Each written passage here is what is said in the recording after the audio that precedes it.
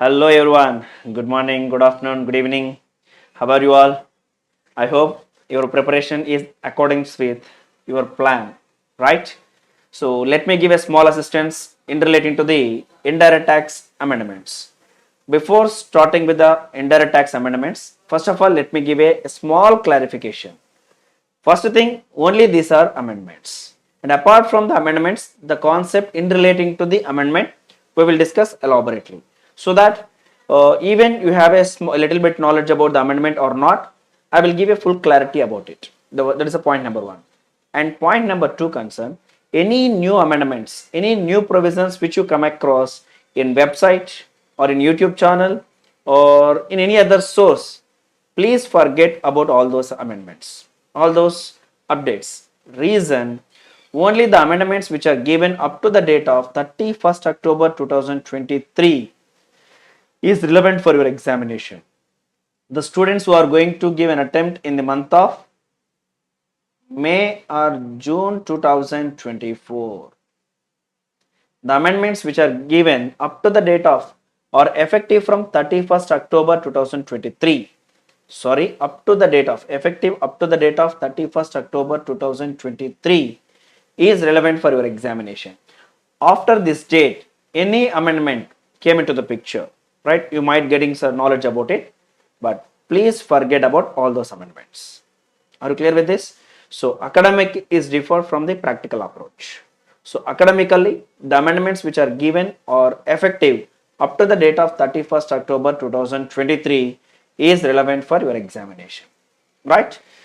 Now for the inter students, these are the amendments which we are going to discuss, and we are going to spend approximately 4 to 5 hours of time. Within these 4 to 5 hours of time, we are going to get a knowledge about the provision, the old provision as well as the new provision. We will discuss both aspects, right? So out of which, first of all, we are going to start with the first topic, supply under GST. Sir, what about the first chapter, introduction to GST? Don't expect any amendments. Reason? Just those are the basic concepts, not the law content, not the act content. That is only background of the story, background of the indirect taxes. Are you clear? Right now, the first chapter, supply under GST. In this chapter, there is one and only the amendment, but which has given impact at various places, in various provisions, right? So, casinos, horse racing, and online gaming excluded from the purview of the Schedule 3, right? This is a single sentence which is given huge impact on taxability. Only the simple provision which is excluded from Schedule 3, it amended Section 7, Section 12 of the time of supply, Section 15, that is the value of supply. How it is affected? Let me discuss. First of all, what is the provision? Casino, horse racing, and online gaming excluded from the purview of the Schedule 3. First of all, before to the amendment, earlier entry, actionable claims other than betting, gambling, and lottery. That means earlier, only the betting, gambling, and lottery, only these three things were considered as a goods. Is it? Let me give a clear picture about it. Let me give it. Earlier, good definition comes. Under the good definition, good means every kind of movable property. Every kind of movable property includes actionable claims. So actionable claims we were considered it is as a good. And at the same time, if you refer Schedule 3, under the Schedule 3, actionable claims are excluded from the definition of the or from the purview of the GST. That is, as you know, that Schedule 3 is a negative list. In negative list, actionable claims has been covered.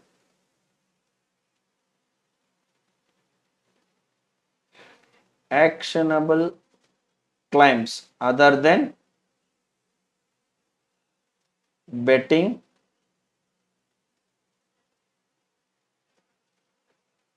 gambling, lottery. Here, only the betting, gambling, and lottery has been excluded, so that only these three elements became good. This is the earlier concept. Are you clear? So good means every kind of movable property include actionable claims. The same actionable claims has been excluded, or sorry, the same actionable claims has been included in Schedule 3, but only these three elements has been excluded. What are those three things? Betting, gambling, and lottery. So by reading the both provisions together, we can conclude only betting, gambling, and lottery will become good. Schedule 3 is negative list, no? The matter which is covered under Schedule 3 neither a supply of the good nor a supply of the service, right? So actionable claims neither a supply of the good nor a supply of the service. Suppose if you are presenting promissory note, bill of exchange, check, claims to the unsecured debt, neither a supply of the good nor a supply of the service. It is not a supply, no GST. But betting, gambling, and lottery, these three things are excluded from Schedule 3. Thereby, these three things will become good. Are you clear? This is the earlier provision. Now, what is an amended? Actionable claims other than specified actionable claims. That means these are the things which are excluded. Apart from the betting, gambling, and lottery, casinos, horse racing, online money gaming. These three things also excluded from the purview of Schedule 3. When it is excluded from Schedule 3, it will be covered under the definition of good. Are you clear? So earlier only betting, gambling, and lottery was treated as a good. Now casinos, horse racing, online money gaming also be considered as a good for the purpose of levy of GST. And these three things, 1, 2, 3, apart these three things, casinos,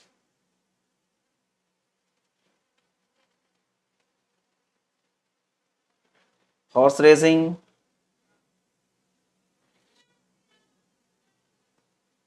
online betting or gaming, these are excluded from the Schedule 3. When these three things are excluded, totally finally 6 things became good. Are you clear with this? Right? So betting, gambling, lottery, casinos, horse racing, online betting and gambling. These things are excluded from Schedule 3. When these three things are excluded from the negative list, there may be a chance these things will become either a good or service. Now in the definition of the good include actionable claim. So that finally these 6 things became good. Okay. So what are those things? Number 1, betting, gambling, lottery,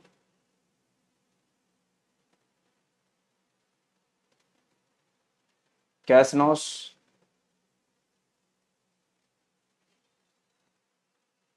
horse racing, and online gaming. All these things covered under the definition of the good. Right? All these things covered under the definition of the good. When these things are covered under the good, now the question it is, what is the time of supply? What is time of supply? And the next, what is the value of supply? What is the value of supply? Time of supply and value of supply. Now, in the time of supply concern, the general provision, section 12, subsection 2, clause A. Section 12, subsection 2. What is the time of supply in relating to the goods in general or normal situations? In general or normal situation, what is the time of supply? Date of issue of invoice, and the second one, last date for issue of invoice. Last date for issue of invoice, whichever is earlier. Is it? Whichever is earlier is the time of supply. Are you clear?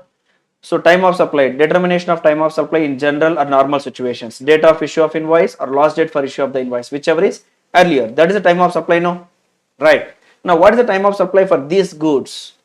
Actually we have to apply the same provision. Is it? But the new amendment in 12 subsection 2. Actually in relating to the goods, advance money is not the time of supply. What is that?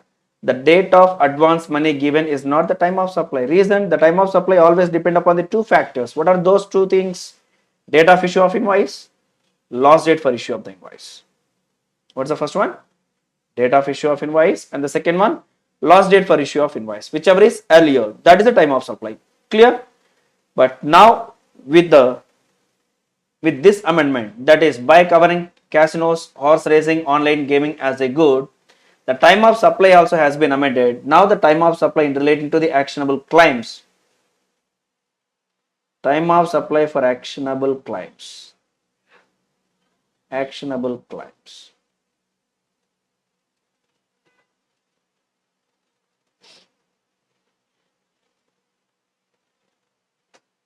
The amount or the date on which amount, that is, we can say it is as a money or money's worth or digital or virtual asset, digital or virtual asset has been deposited.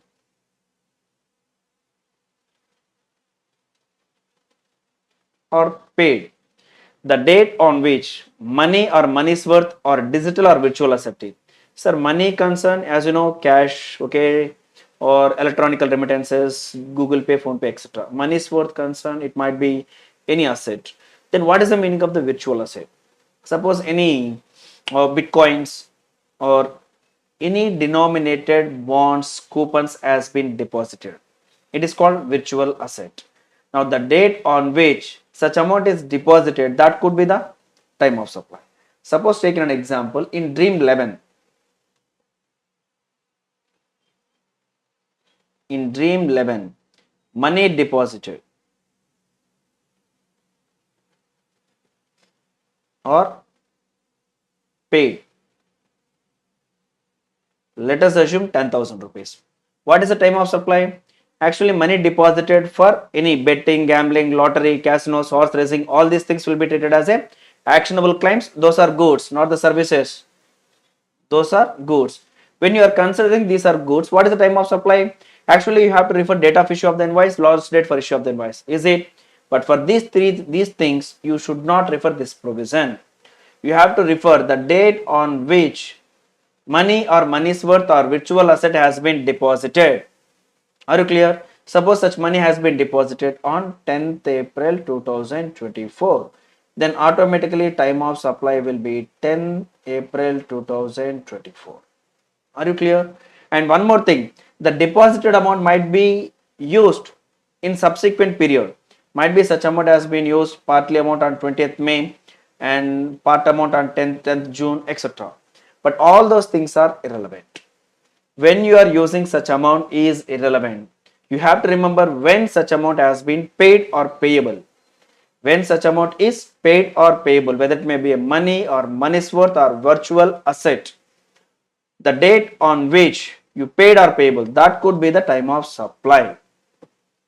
Are you clear with this? This is the first situation where an advance money in relating to the good became taxable.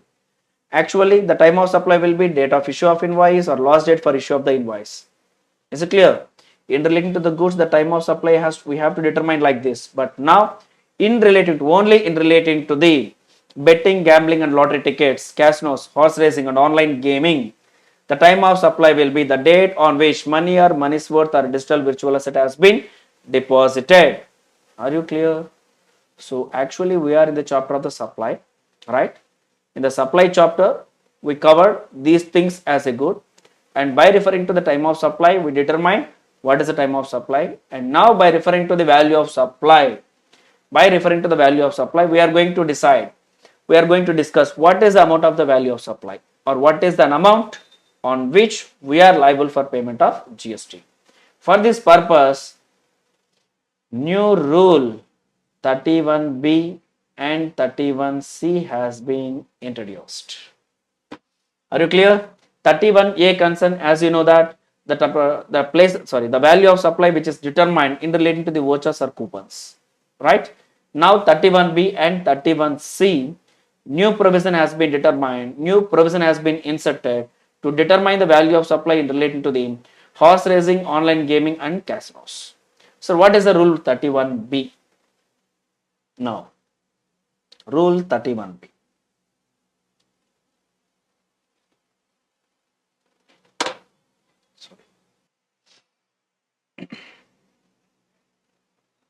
Value of supply in case of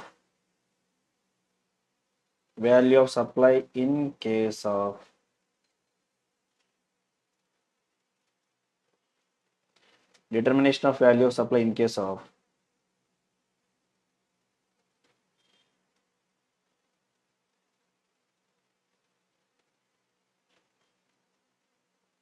gaming, online gaming or even money gaming also. Money gaming concern, if you deposited some amount, after some time by lucky or chance you will get huge amount of the money. So value of supply in case of gaming, online gaming or money gaming. What is the value of supply? Value of supply will be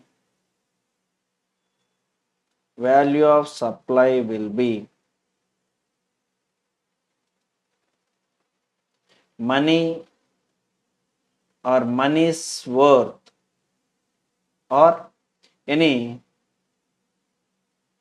virtual digital assets, any virtual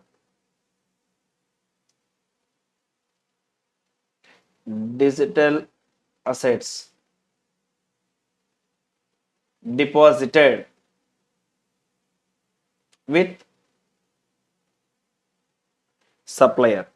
Money or money's worth virtual digital assets deposited with the supplier. And one more thing you have to remember, such amount might be deposited by the recipient or even by the third party. Such amount might be deposited by the recipient or third party. That amount will become value of supply. So to understand the concept, value of supply in case of gaming, online gaming, money gaming. Value of supply will be money or money's worth or virtual digital assets deposited with the supplier. Such amount will become value of supply. Suppose taking an example for online gaming purpose. For online gaming purpose, suppose online Free Fire or Ludo, right?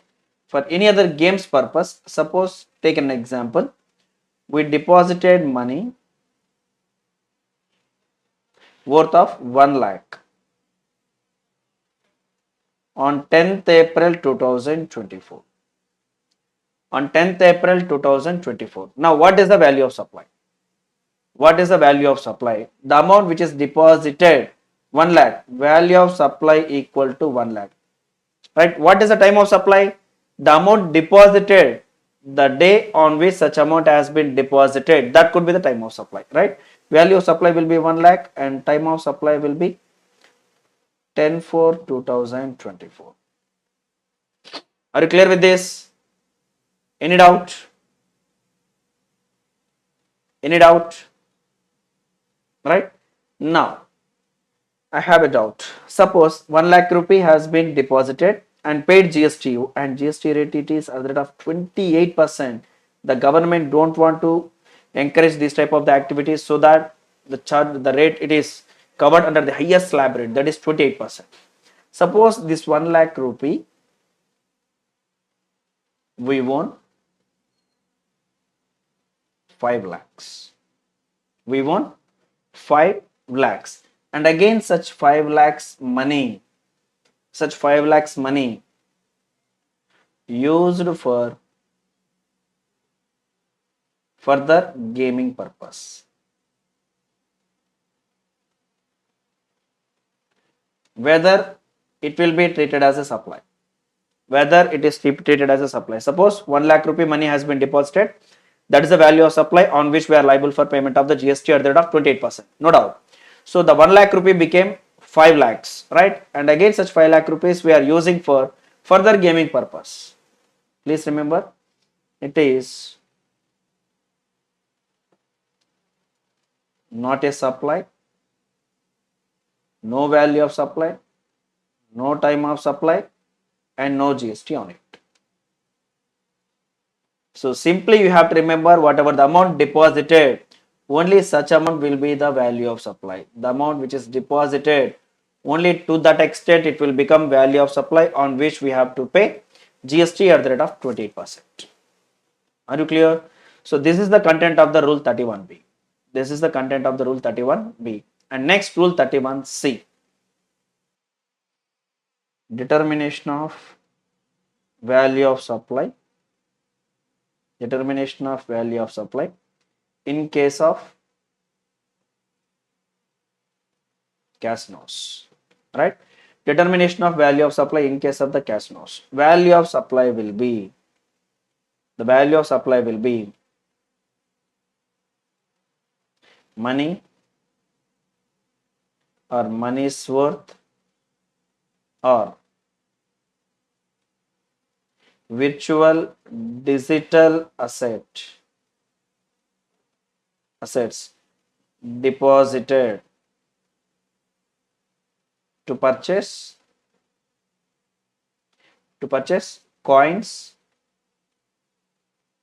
or points or any other, what's called coins, points, tokens or chips, right? So any money or money's worth virtual digital assets deposited to purchase coins, points, tokens or chips, that could be the value of supply. In casino, no need to deposit money as it is. First of all, you have to purchase few coupons or tokens or chips. With that chips, you have to play the game, right? So for the purpose of purchasing of those chips, coins or points or tokens, whatever the amount you deposited, that amount will be the value of supply. That amount will be the value of supply. Suppose the same example like this, if you deposited 1 lakh rupee for the purpose of purchasing of the chips, 1 lakh rupee will be the value of supply. Suppose if you are winning continuously and such amount became 5 lakhs, and again such 5 lakhs you are using for purchasing of the further tokens, chips, coupons, etc. What will happen? If you are purchasing fresh chips or fresh coupons, that will become supply. But the chips has been increased. Suppose, let me say, suppose deposited money 10 lakhs. How much deposited? 10 lakhs. Value of supply will be 10 lakhs. Suppose the chips has been allotted 10,000. How many? 10,000. Now this 10,000 chips became 50,000. Right? Now it is not a supply. And again 5,000 chips used for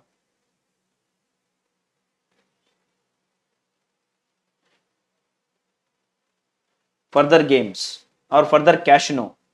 It is not a supply. It is not a supply. And one more thing, 50,000 chips redeemed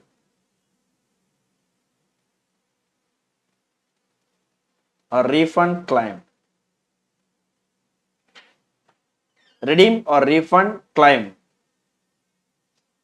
It should not be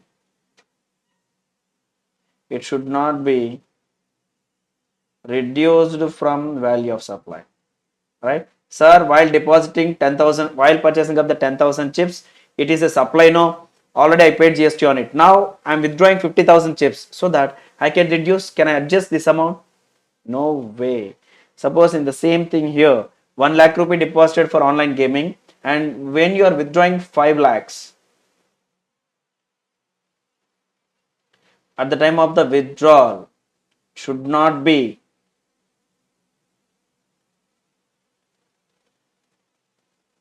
adjusted. It should not be adjusted against value of supply. Please note the point. Should not be adjusted against the value of supply. The same concept here also, where the 50,000 chips has been redeemed or refund claimed. It is not the value of supply at the time of the redemption. No need to pay GST. But the assessee may argue like this, sir, while purchasing of the chips, it is a supply. Now I am returning those chips. That is nothing but it is a sale of chips. No. please adjust against the original supply. There is no such type of the concept, right? Once you deposited, it is a supply. At the time of the refund or redemption, it should not be adjusted against the value of supply by issue of the debit note or credit note, etc. Are you clear with this?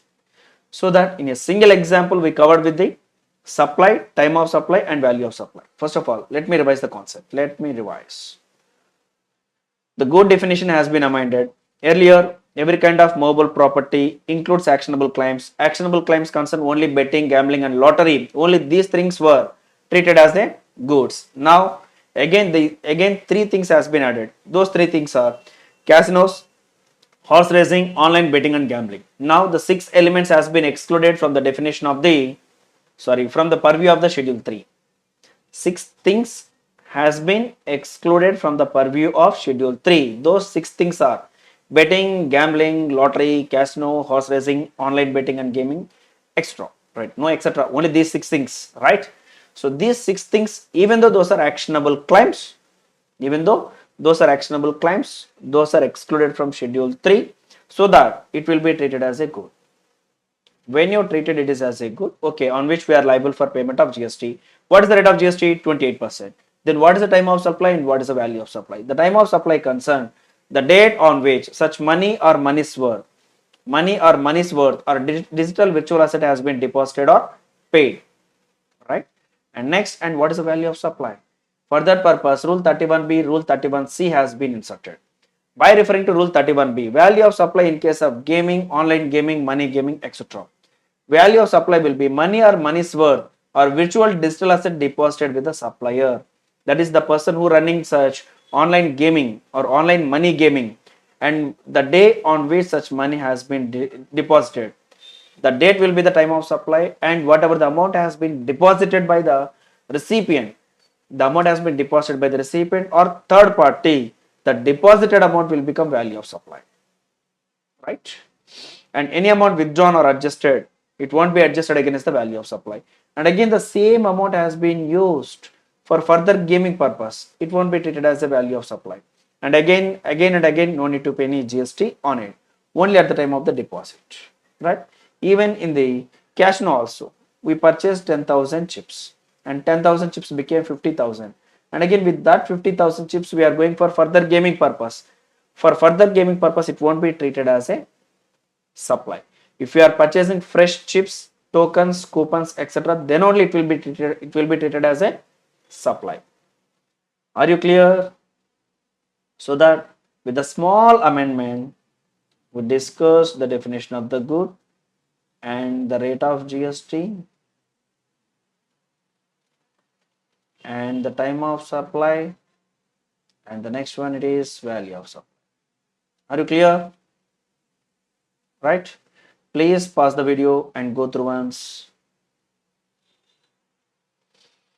And the supplier definition also has been amended. Please remember from the examination point of view, it is very, very important, The definition of supplier has been amended to incorporate a proviso which provides that. Actually, supplier means the person who is supplying the good or service. Even the agent of the supplier also be a supplier. This was the earlier provision, right? Now the new definition concern a person who organizes or arranges directly or indirectly supply of the specified actionable claims. The person who arrange or organizes a specified actionable claims, he is also be a supplier. And you are going to get the direct question in your examination, define the supplier, right? So you have to present all these things. A person who organizes or arranges directly or indirectly supply of specified actionable claims. Include a person who owns, operates or manages digital or electronic platform for such supply shall be deemed to be the supplier of actionable claim. Suppose Ludo game is there. Now the person who is the owner of the Ludo game just is maintaining a website or an app, right? He is also be a supplier. Whether such actionable claims are specified by him or through him, and whether consideration in money or money's worth or including virtual digital assets for supply of which such actionable claims is paid or conveyed to him or through him or placed at his disposal in any manner. That means whether the app person he is conducting the game directly, by himself or through his agent or any other manner, he will be treated as a supplier. That's it. He will be treated as a supplier. He is liable for payment of GST at the rate of 28%. Are you clear with this? And all the provisions of CGS tax shall apply to the such supplier of specified actionable claims as if he is the supplier liable to pay the tax in relation to the supply of such actionable claims. The provisions which are applicable to the normal registered person, the same provisions will be applicable to the person who is supplying such actionable claims. Are you clear? Please pause the video and go through once, and if it is possible, please note down this content, right? First one, this is the screenshot number 1. Screenshot number 2. Okay. Screenshot number 3. And rule 31B. Is it okay? Okay, done. And the next one, 31C. Right? Is it clear? Done. Please go through once. And the next clarification about the supply of the food or beverages at cinema hall, taxable as the restaurant services, right? So supply of the food or beverages at the cinema hall. What is the rate of GST and what is the classification of it? Suppose, taking an example.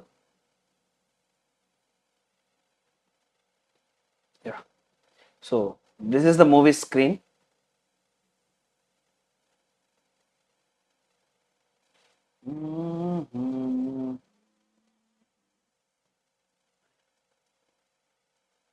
Right. Now, while booking the movie ticket, suppose take an example, movie ticket 200 rupees, and apart from that, there may be a charge. As part of the movie ticket, you may purchase popcorn,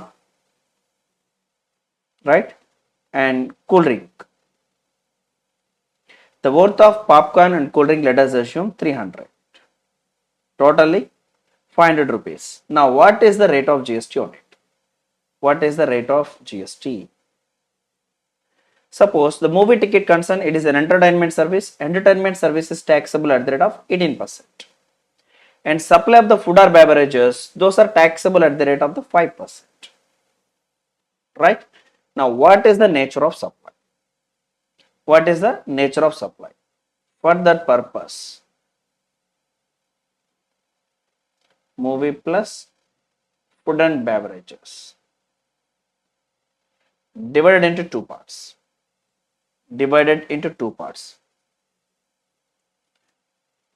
Food and beverages are supplied along with the movie ticket.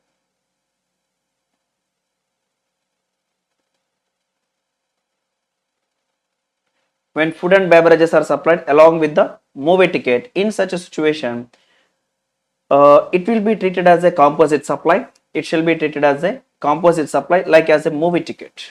Reason, when you are going to a movie theater, the main agenda, the main intention is to watch movie. Is it right now? Not to get the food or any snacks, etc. Suppose if you want to get food or snacks, actually we'll go and visit the restaurant, right?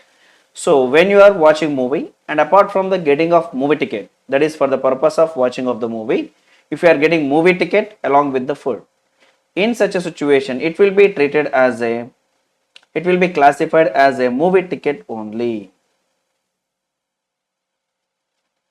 So that entire value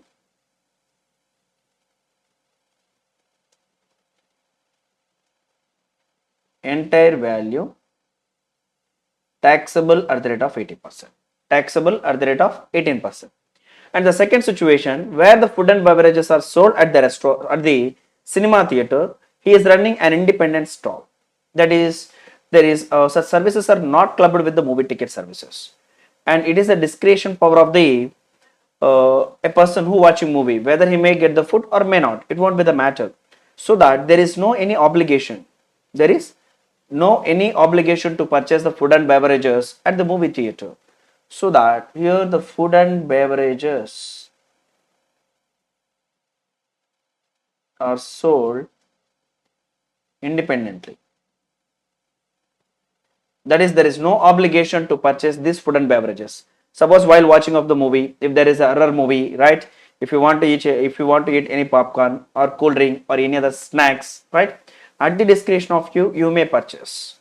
In such a situation, it is taxable at the rate of 5%. So even the food and beverages supplied independently at the movie theater, it is taxable at the rate of the 5%. Suppose along with the movie ticket, any food and beverages are supplied, it will be treated as a composite supply. Thereby, whatever the rate of GST applicable to the food and beverages, it will be applied on total value of the supply, right? So this is the clarification, new clarification. The third element, see here, supply of the food or beverages. The cinema operator may run these restaurants and eating stalls, kiosks, counters, restaurants themselves, or they may give it on contract to third party. Two situations. First one, it is hereby clarified that supply of the food or beverages in a cinema hall is taxable at the restaurant services as long the food and beverages are supplied by way of the part of service and supplied independent of the cinema exhibition service. That means supply of the food and beverages nowhere mixed with the cinema exhibition services. In such a situation, whatever the snacks you are getting at the movie theater, it will be taxable as a restaurant services and taxable at the rate of 5%. Where the sale of cinema ticket and supply of the food and beverages are clubbed together and such bundled supply satisfy the test of the composite supply, then entire supply will attract the GST at the rate applicable to the service of exhibition of movie or cinema, right? That is, it is taxable at the rate of 5%. Are you clear with this? Right? And the next one, fourth one, clarification of taxability of the shares, right? Third one is clear now. So when we are getting food or beverages, supplied along with the movie ticket, so that here it is treated as a single supply consists two or more supplies. In such a situation, we have to ensure whether it is a composite supply or mixed supply. So here it is a composite supply. In such a situation, we have to identify which one is the predominant nature. That is the principal supply. The principal supply will become movie ticket, so that whatever the rate applicable to the movie ticket, the same rate will be applicable on entire value of the ticket, right? Suppose where the food and beverages are supplying at the movie theater independently, that means there is no obligation, there is no compulsion to purchase food and beverages. In such a situation, whatever the food and beverages supplied at the movie theater, it is taxable like as restaurant services. That is taxable at the rate of 5%. Are you clear? Next. Clarification on taxability of shares held in a subsidiary company by the holding company. Now the principal supply. Actually, where a holding company holding shares in subsidiary company, can you say whether there will be any supply of the service? Suppose this is the holding company holding shares in subsidiary. When holding company holding more than half of voting rights, that is greater than 50% of voting rights, then we can identify the holding and subsidiary relationship in the holding company balance sheet and subsidiary company balance sheet. In the holding company balance sheet, we can identify it is as a investment in subsidiary, and in subsidiary company it will be represented as a share capital, right? Now, can you say it is as a supply of the service? Can you say it is as a supply of the service? No. The same clarification has been given. The issue which arose for consideration is whether the holding of shares in a subsidiary company by the holding company will be treated as a supply of the service and whether the same will attract GST or not. It cannot be said that service is being provided by the holding company to the subsidiary company solely on the basis of that there is a specific accounting code entry 997171 in the scheme of classification of service. Array, yeah, in the classification of the service, different type of the services are there, right? Different type of the services are there, and 6 digits coding system has been assigned. Only because of that, can you say there is a service in between holding and subsidiary? No. Holding company might exercising control over the subsidiary, being holding more than half of the voting right. Only because of that, you should not say that holding company is a supplier and subsidiary company is a recipient. Suppose if it is as, what could be the nature of service and what is the value of supply? And first of all, what type of the service you are expecting? Might be the name given here like as the service provided by the holding company, holding securities. Holding of securities itself, can you say it is as a service? No way. And one more thing, you know that securities, it is excluded from the definition of the good and service. Holding of shares or securities, holding of shares or securities excluded from the definition of the good and service. So only because of the reason holding company holding shares in the subsidiary, right, it is not a service. Are you clear with this? Right, these are the 4 clarifications or notifications given by the department and which are applicable for your examination, right? So therefore the activity of holding of shares subsidiary company by the holding company per se, that is directly, cannot be treated as a supply of the service by the holding company to the said subsidiary company, and it cannot be taxed under GST. Right, done. So that 4 amendments we covered in the first chapter, supply under GST. Are you clear? The next chapter it is charge of GST. Charge of GST, levy of GST. Amendment number 1. Taxes on services supplied by a director of a company in his personal capacity, such as renting of immovable property to the company or body corporate, not payable under reverse charge mechanism. And the next chapter it is charge of GST. Charge of GST. Right. As we know that where a director rendering services to the company or body corporate, where a director rendering services to the company or body corporate, reverse charge mechanism applicable, right? Recipient, company is liable for payment of GST. Liable to pay GST, right? This is 9 subsection 3. Any doubt? Right, this is the provision which we discussed in classroom. Now the director, where a director rendering directorship services to the company, that is as a director when he is rendering services to the company, then only reverse charge mechanism applicable. Suppose take an example, this director have a immovable property. Suppose, yeah, land or building, right? Such land or building given on rental basis to the company.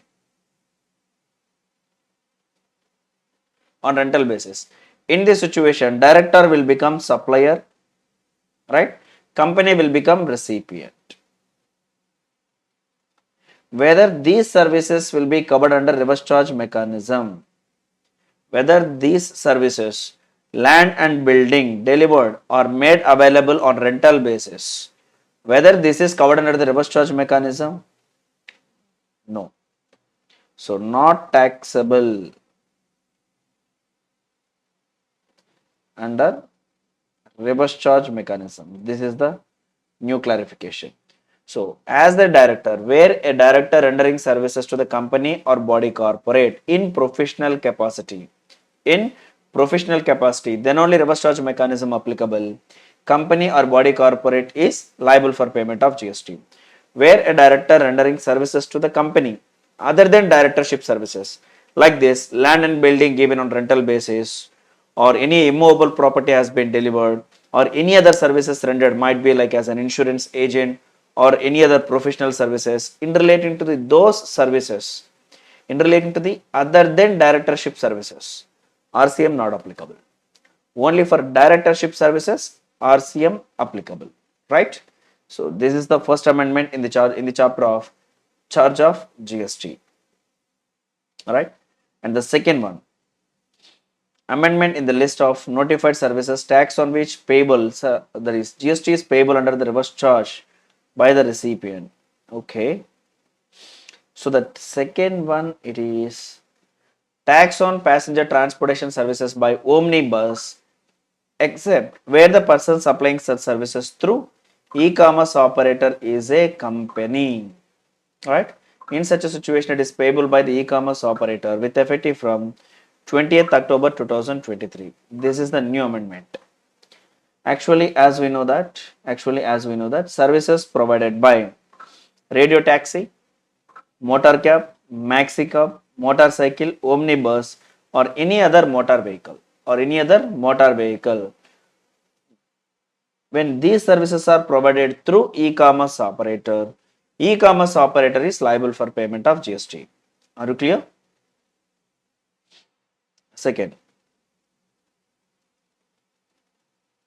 Second, services of transportation of passenger.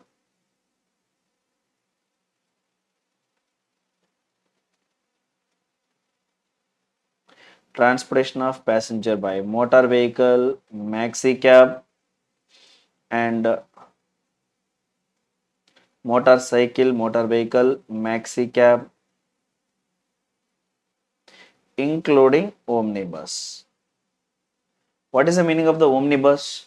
Omnibus is a vehicle which is constructed to transport the passenger more than 6. That is excluding driver. If you have a seating capacity of 6, right? Suppose where a vehicle having seating capacity of 6, more than 6 passengers, excluding driver, that is called maxi cab. Okay, so when these services are provided through e-commerce operator, right, these people are the customers or public. Now, as per 9 subsection 5, e-commerce operator is liable to pay GST. Are you clear with this? Any doubt? This is the provision which we discussed in the class, right? So transportation of the passengers by the motor vehicle, motor cab, maxi cab or omnibus through e-commerce operator, who is liable for payment of GST? E-commerce operator is liable, right? Now the new amendment, it is where the omnibus services is provided by the company, that is these peoples are the supplier, recipient. Suppose in case of omnibus, services supplied through e-commerce operator. Services supplied through e-commerce operator. What is the nature of service? Omnibus. Omnibus services provided through e-commerce operator. Who is liable for payment of GST? E-commerce operator is liable. Right? Now, except such services provided by the company through ECO. In this situation, what will happen? In this situation, forward charge mechanism, so that company is liable, right? Not ECO. This is the new provision. That's it. It is an amendment only in relating to the omnibus, where omnibus services supplied through e-commerce operator by the company other than company. In case of other than company, ECO is liable. In case of omnibus services provided by the company through e-commerce operator, Forward charge mechanism applicable. Company is liable for payment of GST, but not the e-commerce operator. Are you clear with this? Right. First of all, the general provision, transportation of the passengers, motor vehicle, motorcycle, maxi cab, including omnibus. These services are provided through e-commerce operator. E-commerce operator is liable for payment of GST. Now, what is an amendment in relating to the omnibus? In relating to the omnibus, still such omnibus services supplied through e-commerce operator, ECO is liable, provided except such services are provided by the company through ECO, that is omnibus services provided by the company, that is where the supplier is a company, forward charge mechanism applicable, right? Suppose, let me give a clarity about it. Supplier,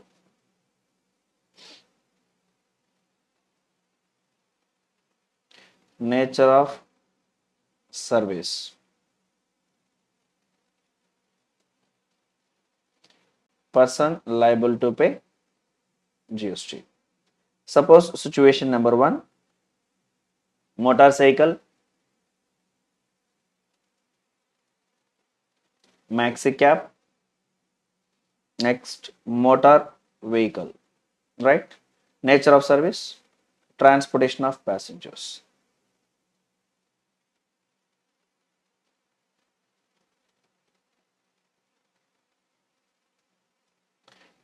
Through e-commerce operator. Then who is liable for payment of GST? E-commerce operator only, right? Suppose the second situation, omnibus.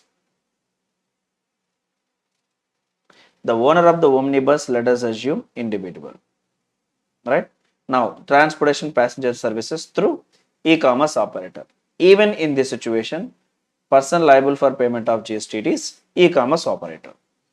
And the third situation where omnibus services provided by the company, is that company through e-commerce operator, through e-commerce operator. That is simply we can say that transportation of the passenger services through e-commerce operator. In such a situation, who is liable for payment of GST? Supplier, being company, right? This is an amendment, that's it. You can understand the difference between the second and third point. In the second point, omnibus, transportation of the passenger services through e-commerce operator is liable for payment of GST. But where omnibus services provided by the company through e-commerce operator, what will happen? The supplier, company is liable for payment of GST. In this situation, 9 subsection 5 not applicable. Are you clear with this? Done. Good. So, any other motor vehicle except omnibus service provided by the company, right? So, with effective from 20th October 2023. And the next one, amendment in the list of the notified services taxes on which is payable under reverse charge by the recipient. Okay, what is the next amendment? Yeah, done. Services provided by CG, SG or local authority. Services provided by CG, SG or local authority. In such a situation, what will happen? Okay. The next nature of services, services supplied by the central government or state government or union territory or local authority to a business entity, excluding renting of immovable property and services specified below. For these services, forward charge mechanism. Other than these services, reverse charge mechanism. And one more thing, the renting of immovable property, no need to learn in the entry number 5. Reason, there is a separate entry for renting of immovable property, that is entry number 5A, right? Suppose let me give a flow chart on it. Now the second amendment in the chapter of, third amendment in the charge of GST. Services supplied by. Services supplied by CG, SG or local authority to a business entity located in taxable territory. Business entity located in taxable territory.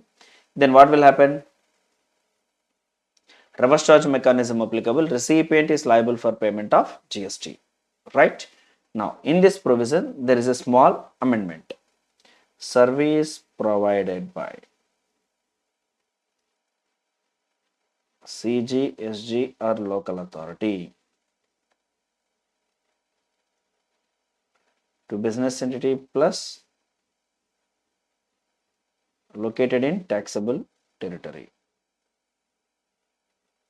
If your answer is no, suppose if your answer is no, that is recipient is not a business entity. When the recipient is not a business entity, to the extent possible, we have to ensure whether these services are PAT services or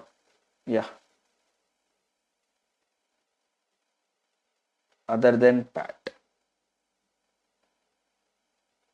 Right? Suppose in case of the PAT services, what will happen? Forward charge mechanism.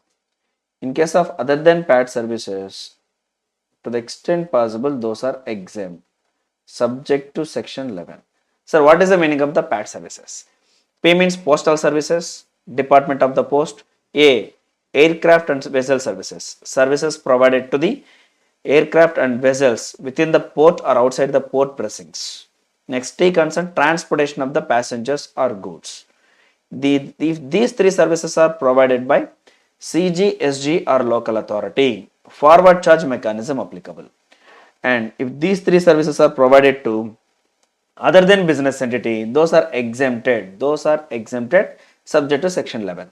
Suppose where the recipient is a business entity,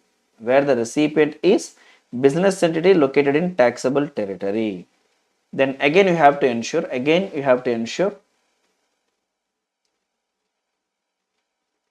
is service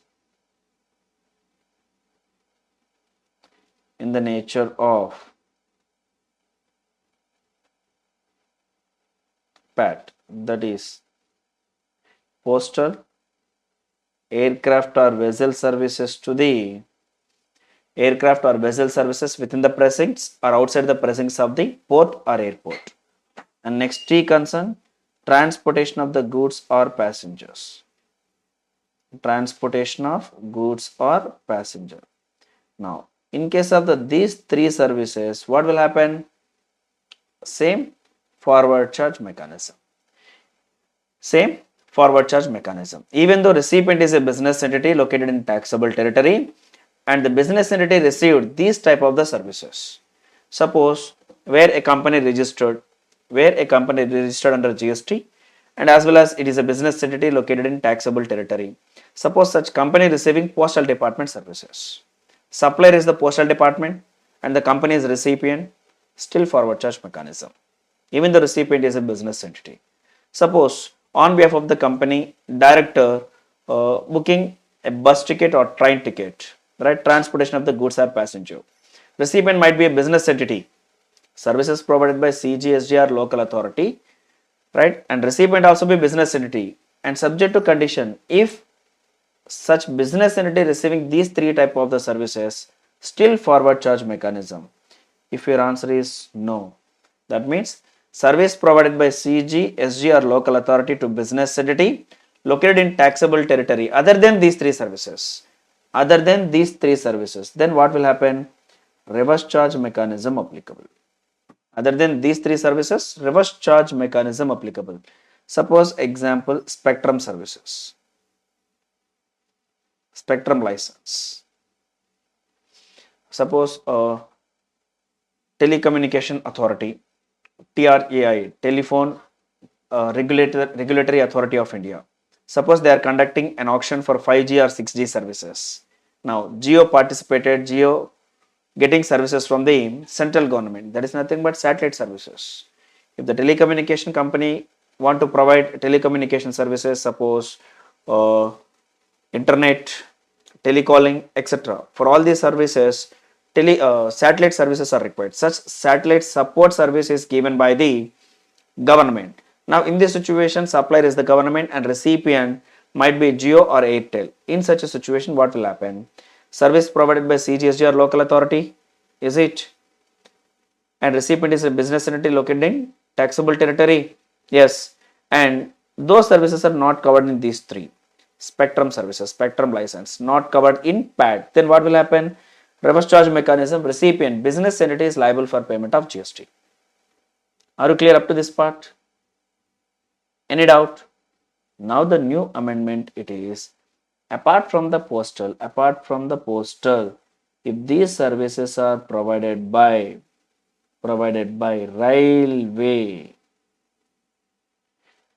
if these services are provided, where services provided by CG, SG or local authority, right, and to a business entity located in taxable territory, where the railway also providing services, in relating to such services, forward charge mechanism applicable. See here, services provided by the Department of the Post or Ministry of Railways. What will happen? Actually, services provided by CG, SG or local authority, reverse charge mechanism has to be applicable. But entity excluding, in relating to these three people, reverse charge mechanism not applicable. What are those things? What are those three things? Number one, Department of the Post, aircraft or vessel services, transportation of the goods or passengers. Right? Are you clear? In the first area, apart from the service of the Department of the Post, the Ministry of the Railway services also be covered. So, where an Indian Railway providing services, to the business entity, services by the Department of the Post, services by the Ministry of Railway, that is Indian Railway, goods, wagons or services are there, and suppose different type of the services might be Ministry of the Railway giving an opportunity to do the business. Suppose they are conducting different type of the stalls, restaurants, etc. In such a situation, there may be a chance forward charge mechanism applicable. Are you clear? So, services provided by the Railway Department also forward charge mechanism. That is a new amendment. And in the second area, services supplied by the central government, state government, union territory or local authority, and the nature of service is renting of immovable property. What will happen? If the recipient is registered person, reverse charge mechanism applicable, recipient is liable for payment of GST. Suppose where the railway, Ministry of the Railway, suppose they are making available track on rental basis to the registered persons, or the railway department making available their property on rental basis to the business people, reverse charge mechanism not applicable. See here, that is entry number 5A. Are you clear? First entry number 5 concern, simple provision, where the services provided by CGSG or local authority to business entity located in taxable territory. In case of other than these three services, reverse charge mechanism. Now, one more also be added here, services provided by the railway, forward charge mechanism applicable, right?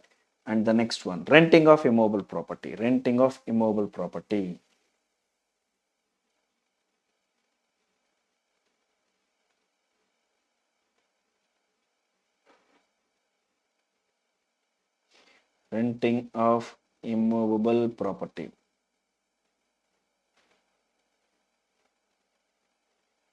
So, renting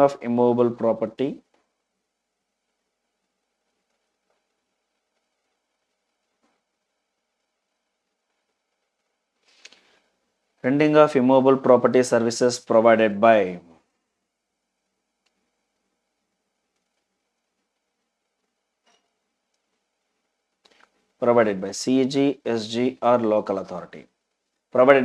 CG, SG or local authority. And second side by railway department.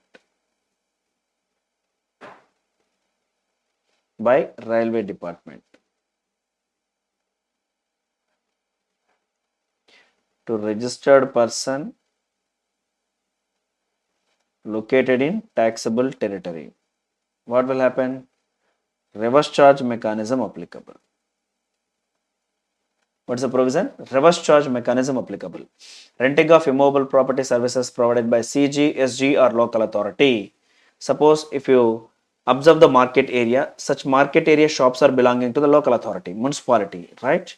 They will make available such shops or building on rental basis to the small business people.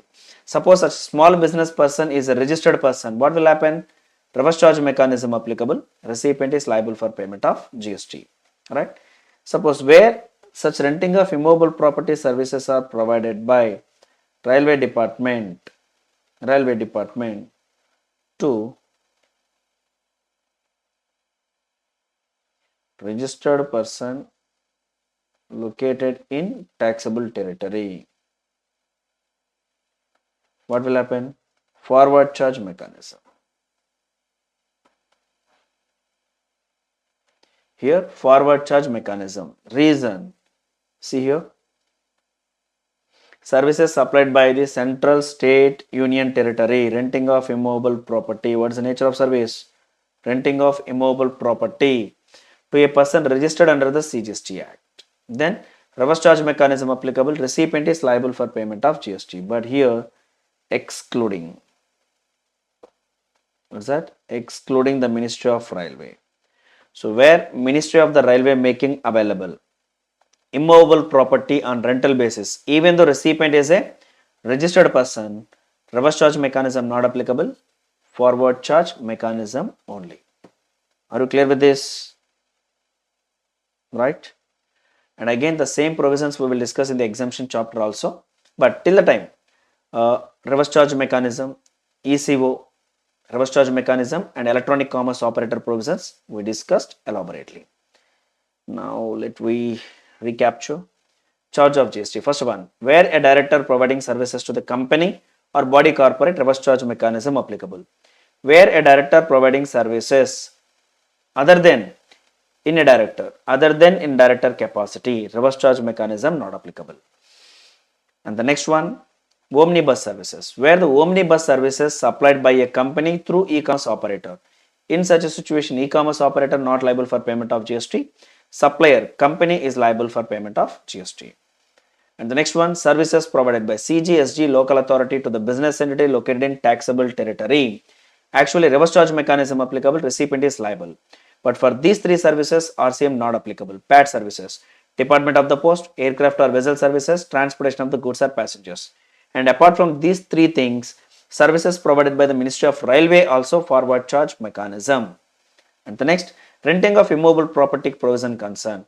Services provided by CG, SG or local authority. Nature of services is renting of immobile property to a registered person located in taxable territory. RCM applicable, recipient is liable. Suppose where Ministry of Railway making available immobile property on rental basis, RCM not applicable. RCM not applicable. Are you clear? So that in such a manner we completed the chapter of charge of GST. Right? Please pause the video and go through once. And the next chapter it is place of supply. Place of supply. As you know that where the supplier location and the place of supply both are in the same state, it is called intrastate supply. Where the supplier location and place of supply both are in two different states or union territory, it shall be treated as a interstate supply. Is it clear? Right. So the third chapter it is place of supply. Right. So where supplier location and place of supply.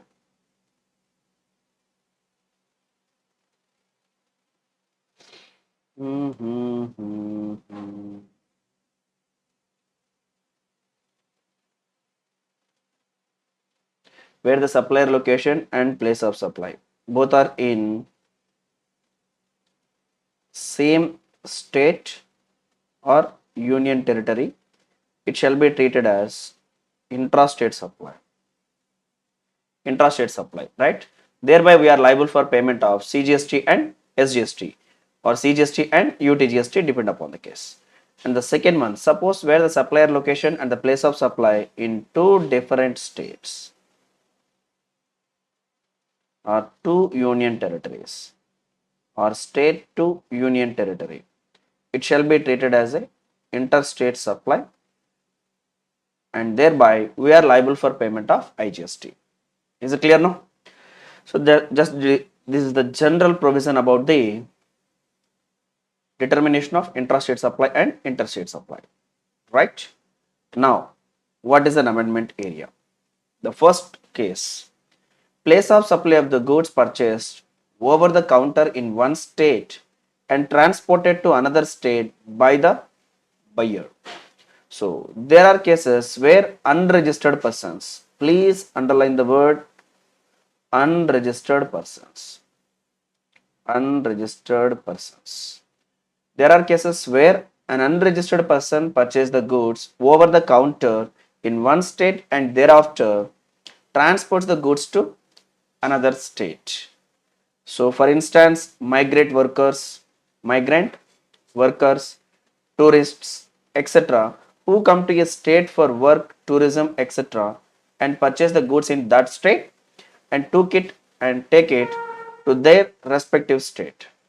Similarly, in automobile sector, the residents of a state may travel to another state to purchase the vehicle from that state to take advantage of the lower registration charges and road tax, which vary from state to another state. So thereafter, they will take the vehicle to their state, right? In this situation, what is the place of supply? What is the place of supply? Now, amendment 1, right? Unregistered person. Unregistered person. Suppose take an example, purchased in Hyderabad.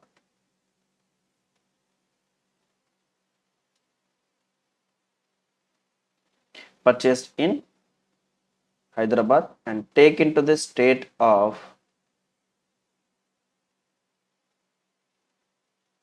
Tamil Nadu. Right? Now he is the person purchasing at Hyderabad and taken to the state of Tamil Nadu. Now the registered person is located in Telangana. Right? So the registered person is located in Telangana. Now what is the place of supply? Now the supplier location concern, the supplier location it is Telangana, no doubt. Reason, the supplier, registered person who is located in Telangana. Now what is the place of supply? Suppose if you are saying that the place of supply as Hyderabad, it will become intrastate supply and such revenue will go to the Telangana government. Suppose if you are saying that sir, he is unregistered person, after purchasing of the goods, he taken into the state of Tamil Nadu, so that the place of supply is Tamil Nadu. Suppose if your answer is Tamil Nadu, then supplier location is Telangana and place of supply will become Tamil Nadu, that is interstate supply. That will become interstate supply, thereby supplier is liable for payment of IGST. Are you clear? Let me explain again. Unregistered person, he purchased a good in Hyderabad, that is Telangana, right, and take into the state of the Tamil Nadu. Right, now the supplier, registered person located in Telangana. Then what is the place of supply? What is the place of supply?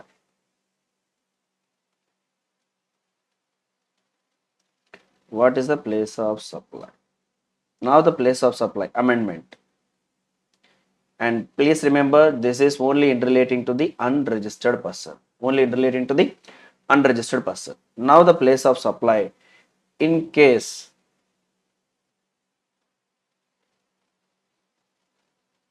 address available in the invoice issued by the supplier. Situation number 1, address available in the invoice issued by the supplier. And the next one, address not available or provided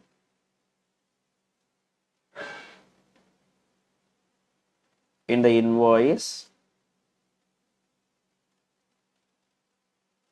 issued by the supplier. In the first situation, address is available, then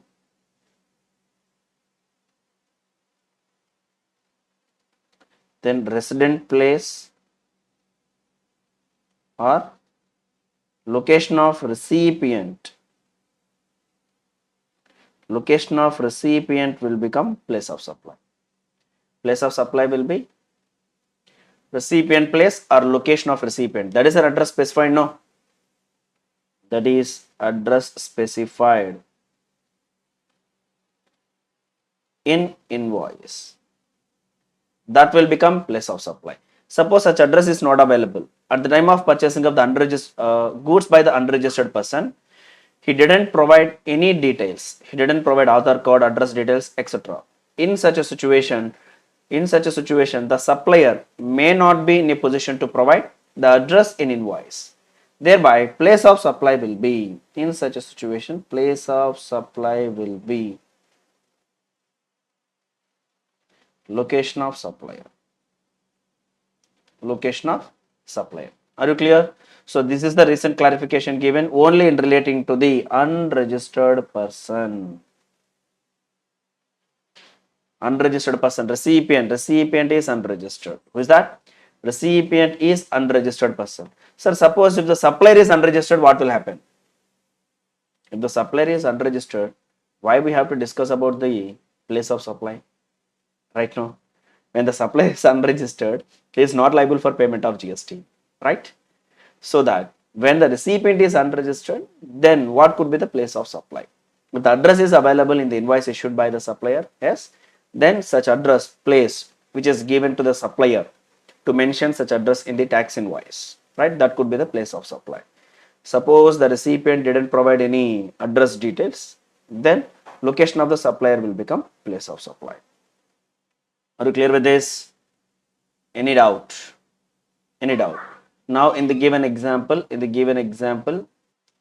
now in the given situation, the person who purchased the goods, unregistered person, actually is located in Tamil Nadu, no?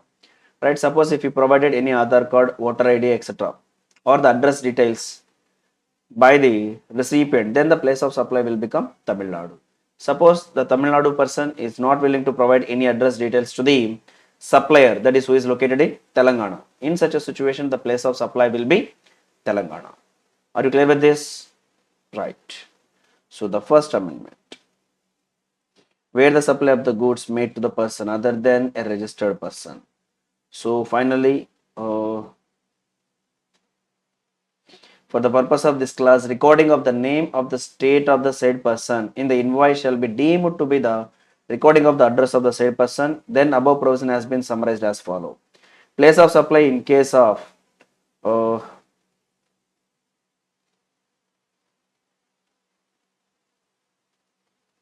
purchase over the counter sales to unregistered person is as follows.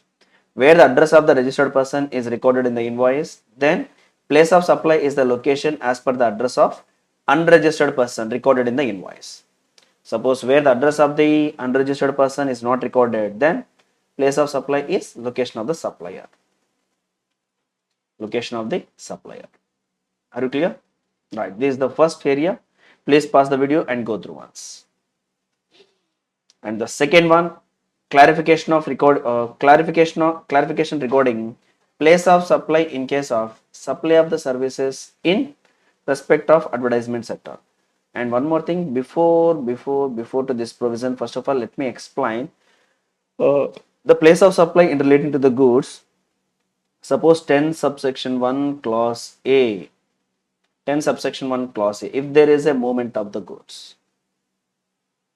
In case of movement of the goods, what is the place of supply? Place of supply will be where goods movement has been terminated. Where goods movement has been terminated, that is a place of supply. Right? In 10 subsection 1 clause A. Suppose in 10 subsection 1 clause B, suppose there is a movement of the goods. Movement has been caused at the directions of the third party. At the directions of third party. In such a situation, what is the place of supply? What is the place of supply? the location of third party. Reason, I think we discussed about the bill to ship to model, right? Location of third party. Location of third party, that is 10 subsection 1 clause B. Next 10 subsection 1 clause C. 10 subsection 1 clause C. Suppose if there is no movement of the good. Suppose there is no movement of the goods, then place of supply will be where the goods are located. Where the goods are located at the time of delivery. At the time of delivery, right? These are the place of supply in relating to the goods. In all these cases, these people are recipients are the registered persons. What's that? Recipients are registered persons. In such a situation, we will apply 10 subsection 1A, 1B or 1C. It will be depend upon the case. Now the new provision 10 subsection 1 clause CA, where the recipient is unregistered. Where the recipient is unregistered person, then the place of supply will be like this, as we discussed, right? Where the address of the unregistered person is recorded in the invoice, then such address will be the place of supply. Suppose such address is not recorded, then the location of the supplier will become place of supply. Are you clear? Right. If it is possible, note down.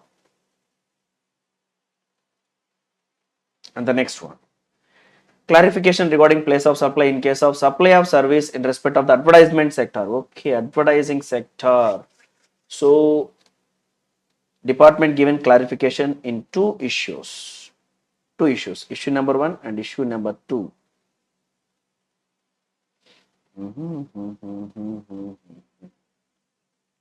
Right. What is the issue number 1? There may be a case wherein there is a supply of space or supply of rights to use the space on the hoarding structure, which is immovable property belonging to the vendor to the client or advertisement company for display of their advertisement on the said hoarding or structure. What will be the place of supply of service provided by the vendor to the advertisement company in such a case, right? In such a case, let me discuss what is the problem here. Clarification regarding the place of supply in case of supply of service in advertisement sector. Second one,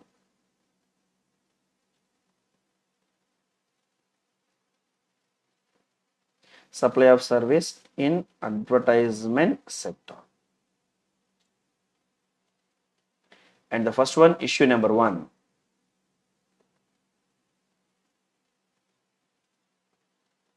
Issue number 1 concern, suppose there is a Airtel company or Jio, right? They want to put few hoardings or advertisements or banners at a specified place. Actually, the business people won't take any risk, so that they will hand over such work to the advertisement company. Now, this is an advertisement company. This is an advertisement company where an Airtel or Jio, they given a contract to the advertisement company for display of the structure, right? So that in this situation, advertisement company is the supplier and Airtel Jio will be the recipient. And what is the nature of service here? Advertisement services. What's that? Advertisement services. Now, what is the place of supply in this situation and which section we have to refer? Please pause the video and give an answer. Try to give an answer. What is the place of supply? And what is the respective section? Advertisement services. Advertisement services. What is the place of supply? And most of the students are thinking about 12 subsection 14, right? But please remember, this is the place of supply as per 12 subsection 2. That is the general provision.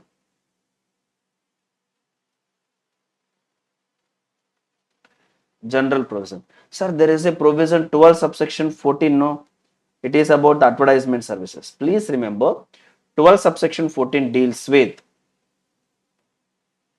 advertisement services to government, right? Advertisement services to the government, right? This is not, now in this situation recipient is not the government. In case recipient is the government, then you can refer 12 subsection 14. If the recipient is not the government, go and refer remaining sections 12 to 3, sorry, forget about 12 to 12, 3, 4, 5, 6, 7, 8, 9, 10, 11, 12, 13, right? Nowhere specified, nowhere covered. When a specific place of supply is not covered from 12 subsection 3 to 12 subsection 14, then we have to refer 12 subsection 2. Are you clear with this? Right? So that in such a situation, what could be the place of supply? As per 12 subsection 2. As per 12 subsection 2, place of supply will be, this is general situation. As per 12 subsection 2, place of supply,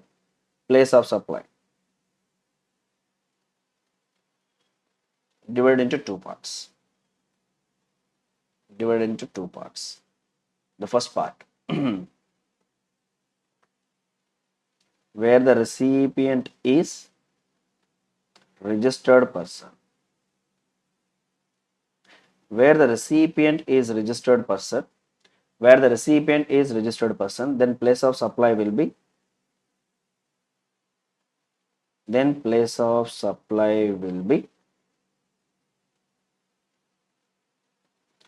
location of registered person. That is where the recipient is registered, right? That could be the place of supply. Is it? Suppose where the recipient is unregistered. Where the recipient is unregistered person, then supplier has to ensure whether address of the recipient available in his records. If the address of the recipient is available in his records, then place of supply will be,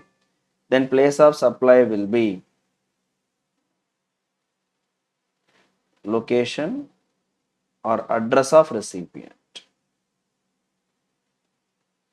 Second one, otherwise, that means address is not available.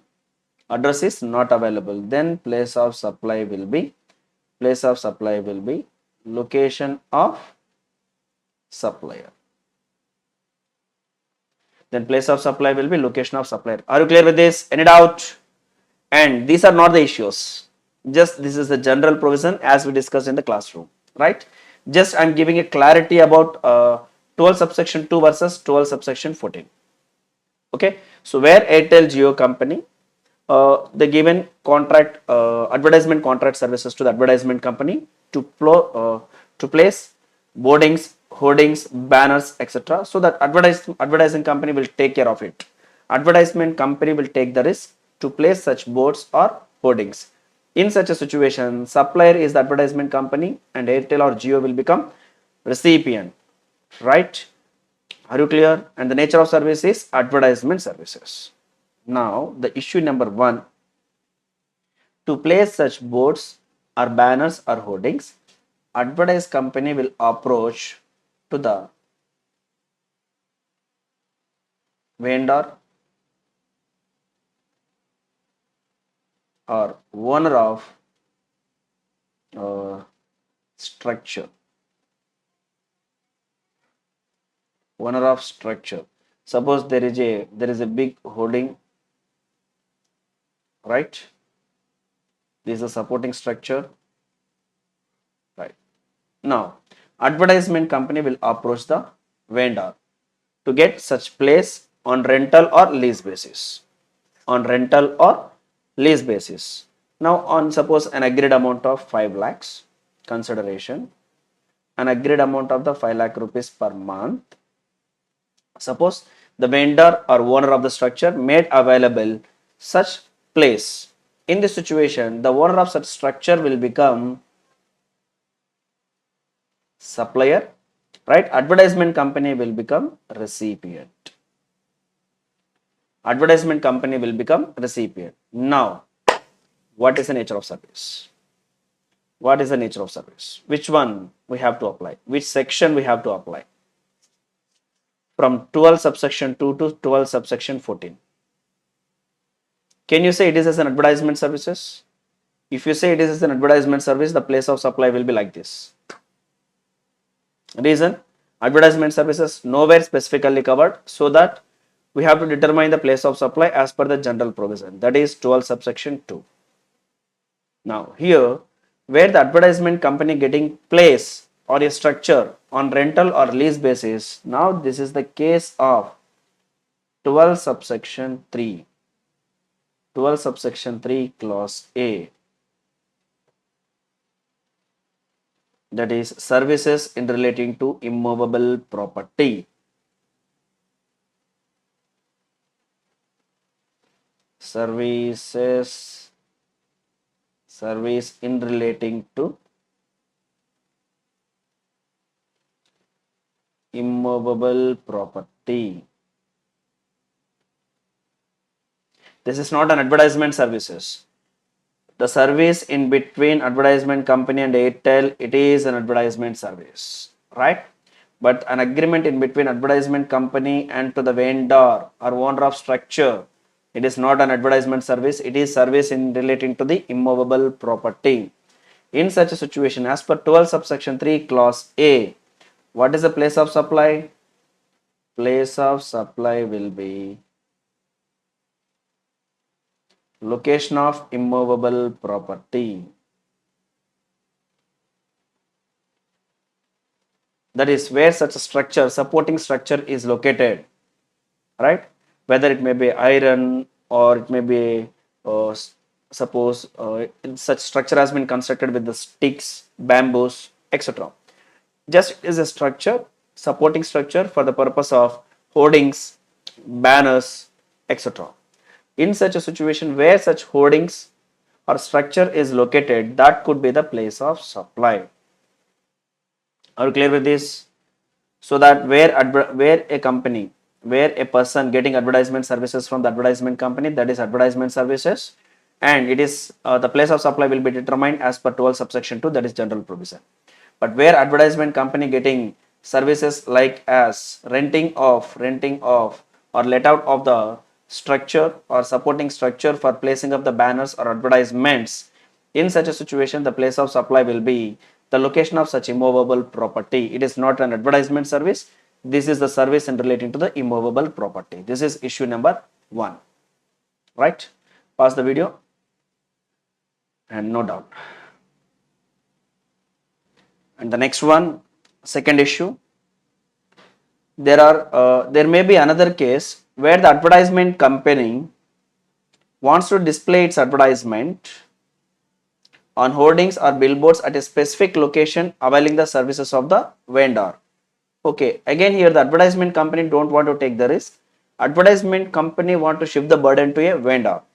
Now the responsibility of the arranging the hoardings, billboards lies with the vendor, who may himself own such structure or may be taking it on rent. Now, on rights to use the basis from another person. Okay, the vendor is responsible for display of the advertisement of the advertisement company at the said location. Now, in this situation, what could be the place of supply?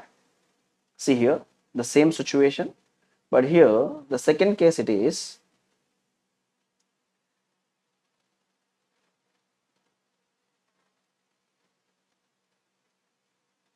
second case, issue number 2, the advertisement company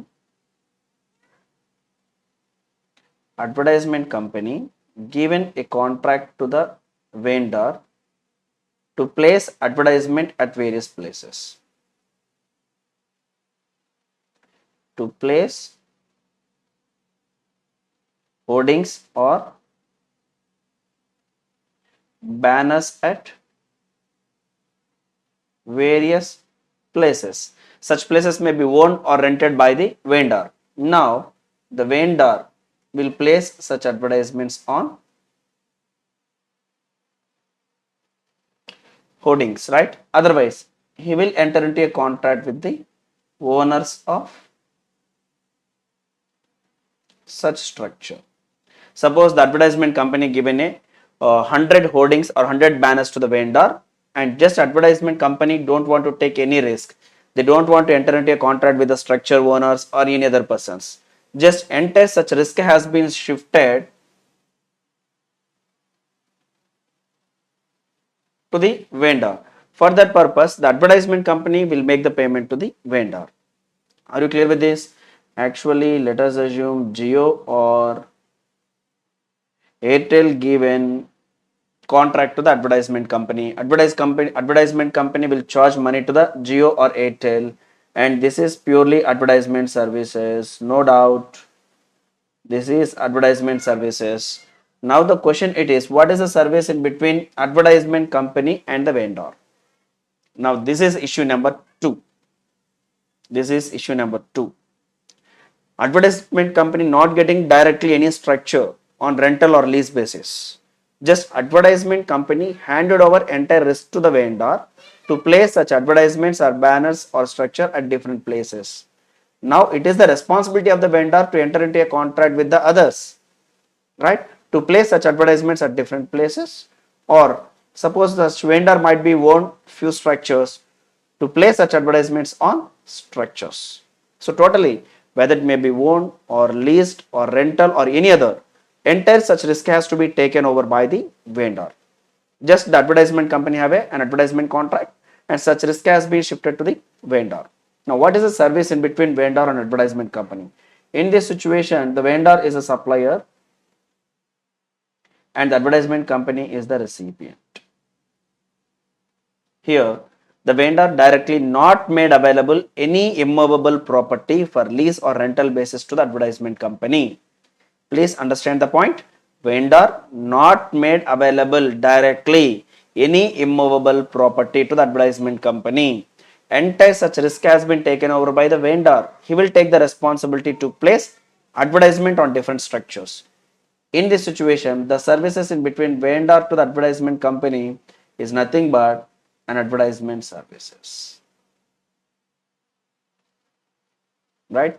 So, ito, a person who is running the Pani Puri business, to him you are supplying Pani Puri. Right? A person who is doing an advertisement activities or advertisement services, to him you are supplying advertisement services, right? And one thing you have to remember, right? Suppose I am taking the classes, right? Somebody, some other persons might be different qualified persons, different qualified people may take in class, but all these are covered under the educational services. No, in the same way here also, right? So finally, we can say that the services provided by the vendor to the advertisement company, it will become advertisement service, and the place of supply will be determined as per section 12 subsection 2 as we discussed above like this, right? This is the second case. Are you clear? And the next one, the next chapter, exemptions from GST. Exemptions from GST. Exemptions from GST, the first amendment in the existing provisions. Amendment in the existing exemptions. Following existing exemptions have been amended. The first amendment it is satellite launch services. Satellite launch services supplied by Indian Space Research Organization, Antrix Corporation Limited or New Space India Limited. Services provided by these persons exempt, right? Supplied by Indian Space Research Organization, that is nothing but ISRO. Next, Antrix Corporation Limited, New Space India Limited, these services were exempted. Now, this exemption has been extended to all the business people. That is simply we can say satellite launch services supplied by any person exempted, so that you can remove these lines. Earlier, specifically only these people are exempted from GST. Now, satellite launching services supplied by any person is exempted. with effective from 27th July 2023. Are you clear? So satellite launching services provided by the any person in India exempted from GST. And you know that we have a geographical support for the purpose of the launching of satellite. And as you know that we have an ISRO which is located in Sullurpeta, right? Sriharikota, right? So that from the Sriharikota, if you are launching a satellite and the recipient might be located across the country or across the world, and whatever the considerations these organizations are getting, not liable for payment of any GST, it is exempted. And the second one, services provided by the CG, SG or Union Territory. Actually, whatever the exemption we discussed in the classroom, the same provision here, but just only one line has been added. That is nothing but wherever you come across the word of the services by the Department of the Post. Apart from that, you have to remember the Ministry of Railways. That's it. Wherever you come across the word of the Department of the Post, there itself you have to add the word of Ministry of Railway. Are you clear? Ministry of Railway. Sir, what is the nature of exemption? Let me explain.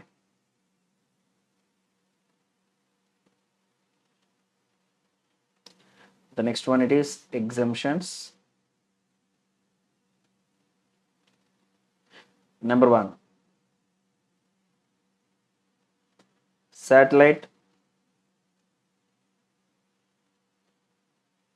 launching services provided by any person in India. Now it is exempt. Earlier, only few peoples were eligible for this exemption. Now, all the peoples are eligible for exemption. The second one, services provided by CG, SGR local authority. Okay. So that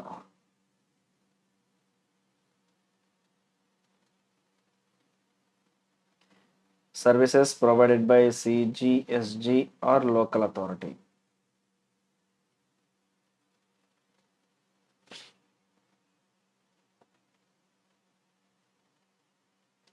Services provided by CG, SG or local authority. The first one, PATA services. Actually, I am explaining the old provision only, but wherever we come across the word of the postal, apart from that, you have to remember the word of railway. Okay. So, PATA services. PATA means song, right?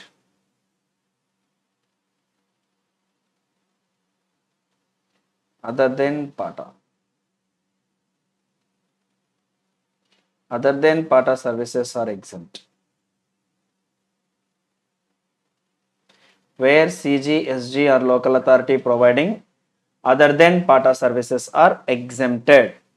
Only the PATA services are taxable, right? And again, PATA means P means postal services, postal and railway services. Remember, postal and railway. Railway is an amendment. And next, A, aircraft or vessel services. T, transportation of the goods or services. A, any other services to the business entity. Any other services to the business entity. Are you clear?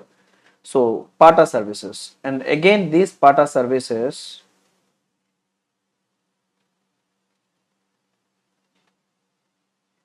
provided to CG, SG or local authority. Where the PATA services are provided to CGSG or local authority, again it is exempt under section 11. And the next one,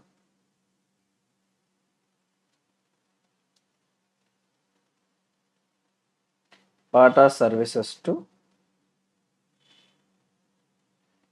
other than government. And again, PATA services divided into two parts. First one, PAT service. And A concern,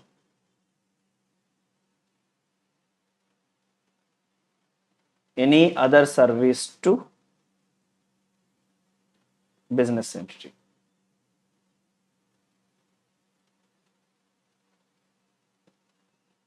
Are you clear?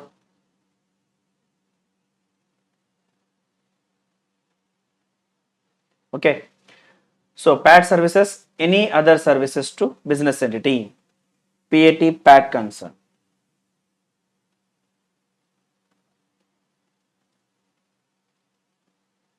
Postal and Indian Railway services. Indian Railway is an amendment. Postal or Indian Railway services. Now you have to highlight the word Indian Railway services, right? Postal or Indian Railway services, first one. And the second one,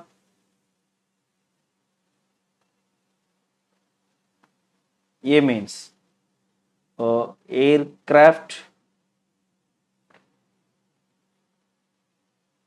or vessel services. And the T means transportation of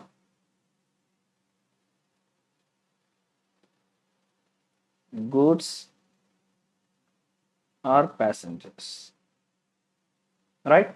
And one more thing you have to remember, PAT services are taxable under forward charge mechanism.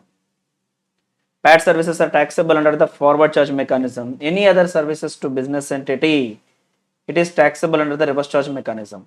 Under the PAT services, the government is liable for payment of GST, whether it may be central government, state government or local authority.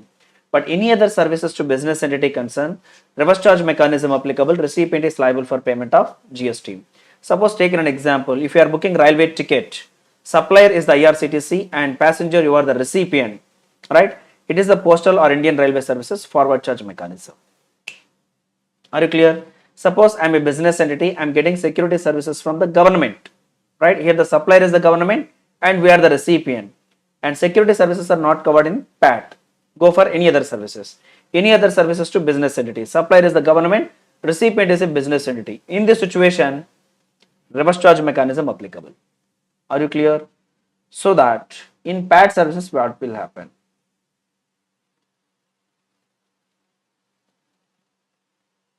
Recipient may business entity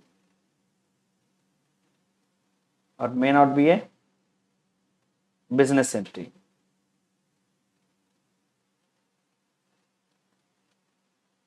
Irrespective of threshold limit or exemption limit. Irrespective of the threshold limit or exemption limit. Irrespective of value of supply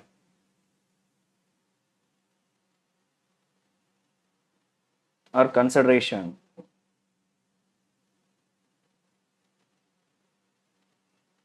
Taxable under forward charge mechanism, right? Suppose if you are getting postal services, speed post services, right? You are the recipient and Department of the Post is a supplier, government. In this situation, forward charge mechanism. Whether such a speed post cost might be 40 rupees or 50 rupees, irrespective of the fact, the supplier is liable for payment of GST, right? Suppose other than PAT services, any other services provided to business entity, what will happen? Reverse charge mechanism, recipient is liable for payment of GST. But for this purpose, again you have to ensure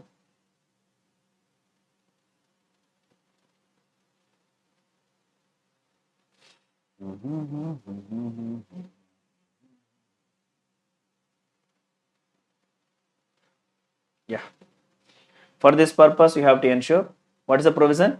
Any other services to business entity, RCM applicable, but subject to conditions. Still, few exemptions are there. Even though recipient is a business entity, you have to ensure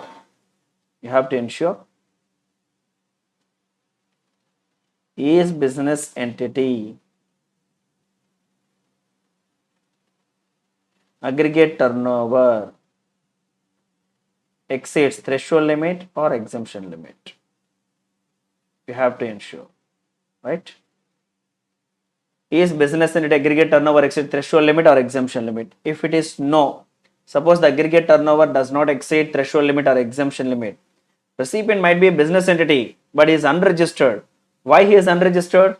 His aggregate turnover does not exceed threshold limit or exemption limit. In such a situation, again it is exempt.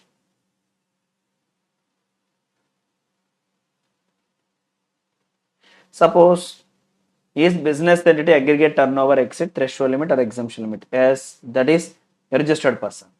And the second condition, it is again you have to ensure, is value of supply or consideration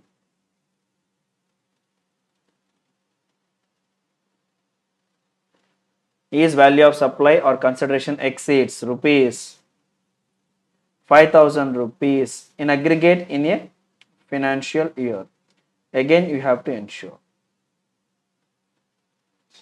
Suppose even the recipient might be a business entity, right, and its aggregate turnover exceeds the threshold limit or exemption limit, but still whatever the services received by the business entity from the government, services received by the business entity from the government, it does not exceed 5,000 rupees.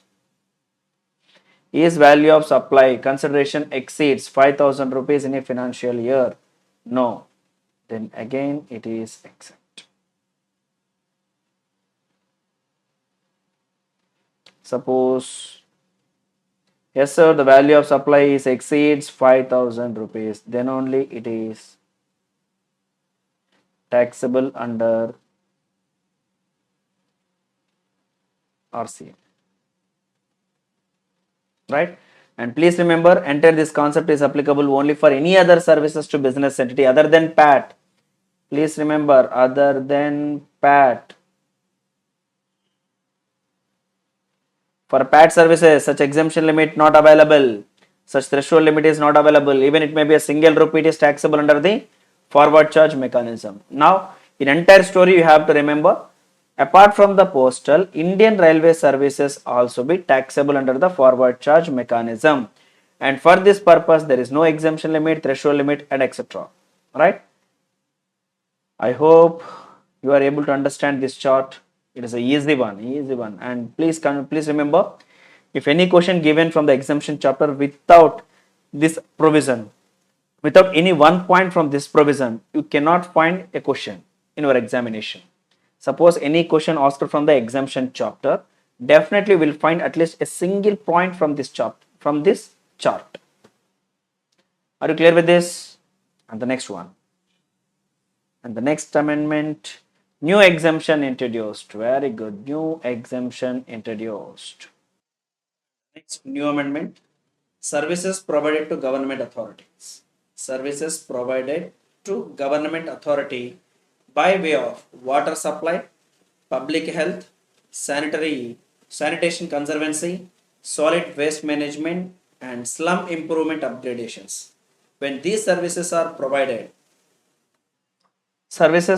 to government authority by way of water supply, public health, sanitation conservancy, solid waste management, and slum improvement and upgradation. When these services are provided to government, please remember, provided to government authority, exempt from GST. Suppose taking an example, you have a company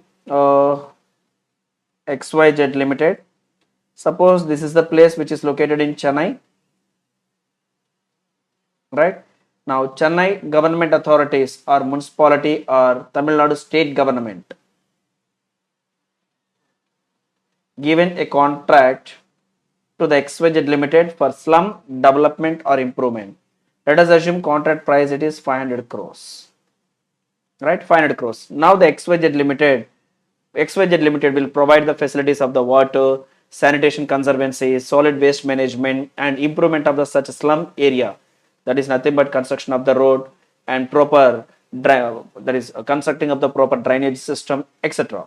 When all these services provided to the government authority and any consideration received, exempt from GST. Exempt from GST. This is the new amendment which came into the force with effective from 20th October 2023. Are you clear? This is the new amendment which is inserted in the section 11. So 20th 10 2023 onwards. Entry number 3B. Are you clear? So that these are the exemptions amendment part. So the first one, it is satellite launching services provided by any person. Now it is exempted. Next, apart from the Department of the Post, the services provided by the Ministry of Railway taxable under the forward charge mechanism. Exemption not applicable. Are you clear? 5,000 rupees exemption or threshold limit exemption limit is not applicable for these three services. The same thing we discussed in a flow chart. Are you clear with this? Okay. And the last one, services provided to government authority by way of water supply, public health, sanitation conservancy, solid waste management, and slum improvement and upgradation. These services are exempted with effect from 20th October 2023. Are you clear? So that easily we are completing amendment chapter, amendment topic. Just a simple topics, no? Right? Small amendments. And the next topic, it is about the value of supply.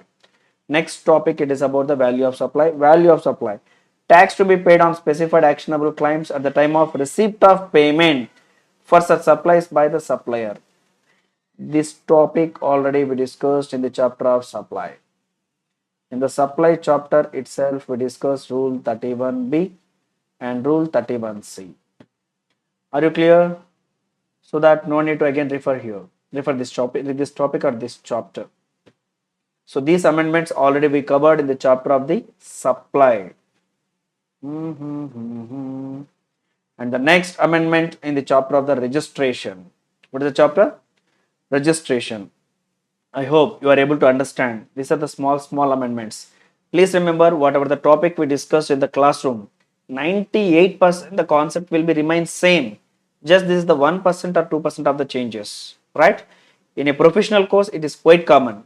Might be most of the students are thinking about, sir, new amendments has been notified. Now how we have to learn, how we have to insert those provisions into those amendments into the provision or act. Don't get any confusion. If you have a conceptual clarity, there is nothing but whatever the concept we discussed in the classroom. If you have a clear-cut picture, these amendments are not big deal. Just we have to keep 1 or 2 points in the middle of the provision, and the entire essence of the provision will be remain same. Just there may be a change of 1 or 2 points. Only because of that, you no need to expect that the entire provision has been changed or entire act or law has been changed, right? Just these are the 1 or 2 small little bit changes. It will be quite common, right? So when you are habituated at the CA Inter or CMA Inter level, final level it will become so easy, right? So now we are going to start with the amendments in the chapter of the registration. And next, let me start with the topic of the registration. In registration, few major amendments has been given. Let me discuss with the first amendment, requirement of the presence of the applicant for physical verification. And as we discussed in the chapter of the registration, where a person liable for registration, he has to make an application within 30 days, right? While making an application, if the Aadhaar authentication is done within 7 working days, registration will be granted. Is it clear now? Suppose if Aadhaar authentication is not done by the applicant, what will happen? The proper officer may grant the registration within 30 days. That too, there may be a chance of physical verification, right? Now, in the process of the physical verification, the personal presence of the registered person, the personal presence of the applicant was mandatory. Now it is dispensed with. Even there is no physical presence of the registered person, that is the person who made an application, the proper officer may grant registration. That is a new amendment. Are you clear? So let me discuss elaborately. Proviso to Rule 9 Sub Rule 1 has amended to do away with the requirement of the presence of the applicant for physical verification of the business premises. Earlier, the physical presence of the applicant was necessary. Now it is dispensed with. Thus, as per the amended provision of Rule 9 Sub Rule 1, where a person fails to undergo Aadhaar authentication or does not opt for the Aadhaar authentication, number 1, or number 2, a person who has undergone Aadhaar authentication but is identified on the common portal based on the data analysis and risk parameters for carrying out physical verification of a place of business. Actually, when an applicant done Aadhaar authentication, generally the proper officer may go for physical verification, right? But even other authentication done by the applicant, right, in the common portal on the basis of the availability of the data and parameters, the proper officer may go for a physical verification. That is the second situation. And the third one, the proper officer deemed fit to carry out physical verification of place of business, right? Even other authentication done and there is no any data analysis or risk parameters with the common portal, but still the proper officer want to go for a physical verification. Yes, he can do so. But earlier, if he go for a physical verification, the registration shall be granted within 30 days of submission of the application after physical verification of the place of business in the presence of the word in the presence of the said person in the manner provided under Rule 25. Now this provision, this sentence has been removed. In the presence of the said person. So that even the applicant is not available at the physical premises, the registered person the proper officer on the basis of availability of the information, he can grant the registration. So finally, simply we can say physical presence of the applicant is not mandatory. So thus now presence of the applicant is not required for physical verification, right? So where and this is the first provision, and apart from that, corresponding amendment is there. What is the corresponding amendment? Where the proper officer is satisfied that the physical verification of the place of business of a person is required after the grant of registration. My God, once the registration is over, now as per the new amendment, the proper officer may require his presence after the registration. Where the proper officer is satisfied that the physical verification of the place of a business of a person is required after the grant of registration, he may get such verification of the place of business done, and the verification report along with the other documents including photographs shall be uploaded in prescribed form on the common portal within a period of 15 working days following the date of such verification. Are you clear? So once the registration has been granted, once the registration is granted, even after granting of the registration, within 15 working days, on the intimation given by the proper officer, now the applicant has to be presented with the officer as well as he has to provide the document. He has to attend with the officer as well as the required details has to be provided through common portal within 15 working days. Are you clear? And next, where the physical verification of the place of business of a person is required, where the physical verification of the place of business of a person is required before the grant of registration in the circumstances specified in the proviso, now the proper officer shall get such verification of the place of business done, and the verification report along with the other documents including photographs shall be uploaded in the prescribed form on the common portal at least 5 working days prior to the completion of the time period specified in the said proviso. Okay. So totally we have to observe the 3 provisions, 3 points. What are those things? In the registration chapter.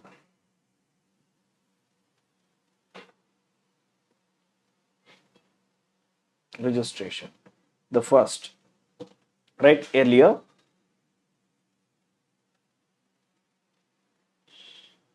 application for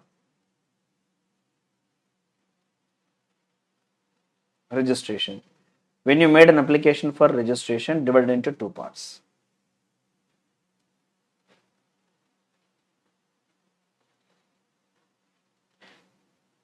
Aadhaar authentication done by the applicant. Aadhaar authentication done by the applicant. Then what will happen?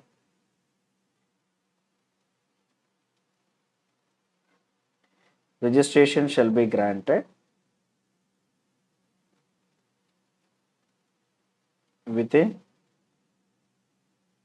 7 working days. Right? Even Aadhaar authentication done by the applicant, still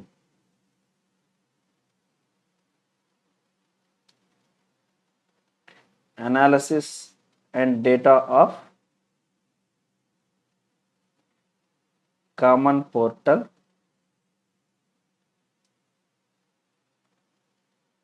suggested for physical verification, or the third one,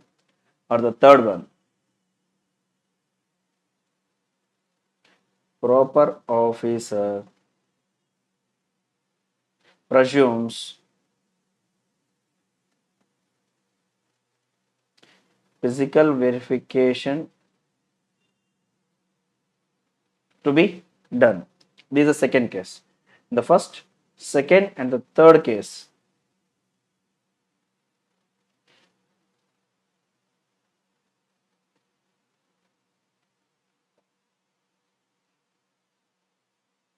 other authentication not done by the applicant. In first and second and third cases, in the first and second and third cases, first, second, third cases, right? Proper officer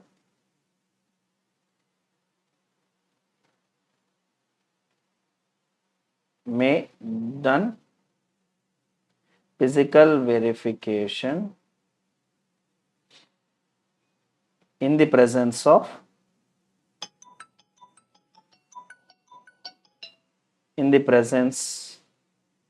applicant, right? Now, what is the new amendment? Proper officer may done the physical verification. Now, this sentence has been removed.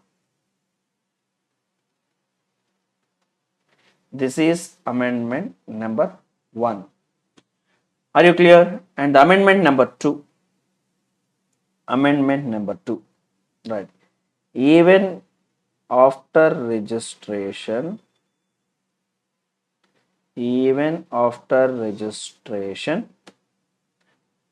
proper officer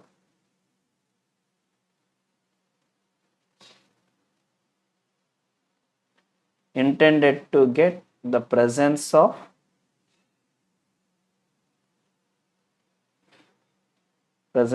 applicant. Proper officer may serve notice to attend within 15 days of such registration. Okay. So this is the second amendment. Actually, once the registration is done, everything is over, right? But in the second situation, even after registration, if the proper officer intended to get the presence of the applicant, proper officer may serve the notice to attend the applicant within 15 days of such registration. This is the second provision, right? Where the see here, right? In prescribed form on the common portal within period of 15 working days of following the date of such verification, right? And the next, where the physical verification of the place of business of a person is required before the grant of registration. Where the physical verification of the place of business of a person is required before the grant of registration. Suppose the third situation.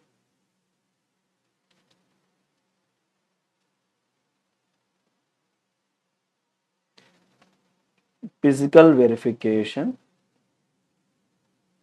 before to the registration.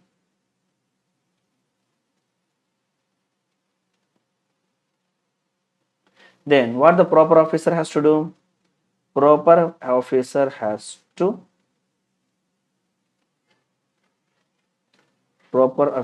to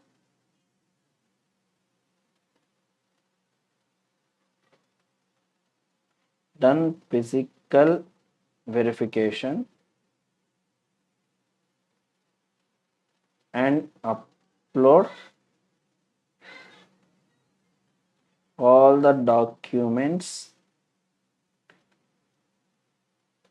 photos and information when at least 5 days before to the last date of registration to be granted.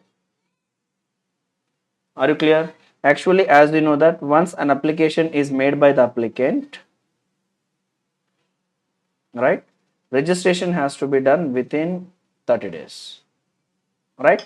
Now the proper officer want to go for a physical verification. He has to complete all this procedure at least 5 days before. The physical verification, uploading of the photos, documents and everything must be done by the proper officer at least 5 days before to the registration, so that such physical verification is available only for a period of the 25 days, right? So these are the major changes in rule 9 sub rule 1, right? The first rule concern physical presence of the applicant is not mandatory, the first situation. And the second situation, suppose where the proper officer is satisfied that the physical verification of the place of business of a person is required after the grant of registration. Even after the grant of the registration, if you want to go for a physical verification, yes, you can do so, but provided within 15 working days of the following the date of such verification, he has to upload all the details in common portal, right? And the next one, where the physical verification of the place of a business of a person is required before the grant of registration. Now the proper officer has to visit and upload all the documents, photos, information, etc. at least 5 days before to the grant of registration. Are you clear? And the next, details of bank accounts required to be furnished. Details of bank account required to be furnished by the applicant. So what is the time limit? The earlier time limit was the time limit actually while we are making an application for the registration, an application itself we have to provide the bank details. Suppose if you don't have a bank account, after granting of the registration also you can provide, right? Such facility has been conferred by the rule 10A. What's that? Rule 10A. Earlier time limit. The time limit was 45 days from the date of grant of registration or the due date furnishing for the for filing of the return under section 39, whichever is earlier. Under section 39 concern GSTR 3B, right? Now such time limit has been modified. The time limit now within a period of 30 days from the date of grant of registration or before furnishing the details of outward supply of the goods or services are both under section 37, that is GSTR 1 or invoice furnishing facility, whichever is earlier. Are you clear? Rule 10A. Next, fourth one, rule 10A.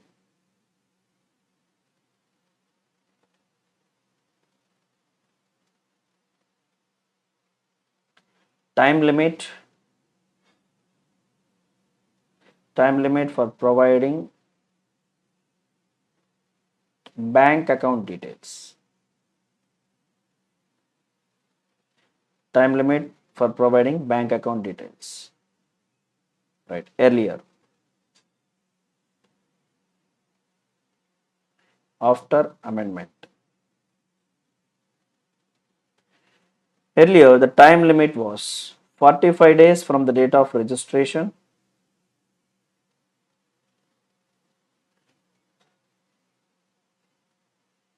(45 days from the date of registration) or due date for filing of return under section 39, that is nothing but GSTR 3B, whichever is earlier. That is the last date for providing of the bank account details.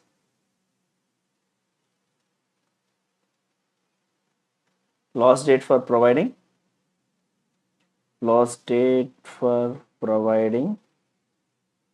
bank account details. Otherwise, what will happen? Your registration will be suspended.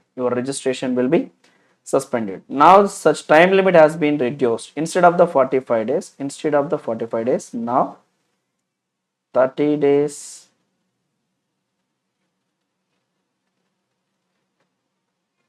from the date of registration, and the second one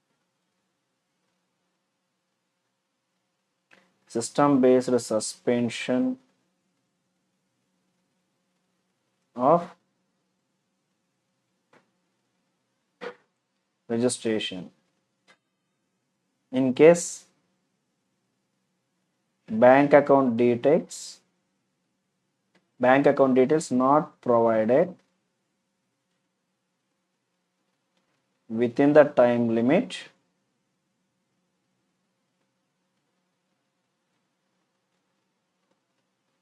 specified in rule 10A, right? So rule 10A is nothing but bank account details, this one. So, and next,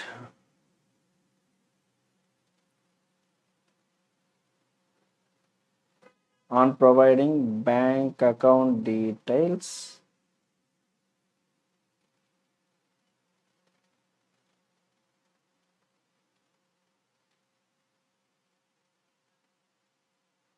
on providing of the bank account details, automatically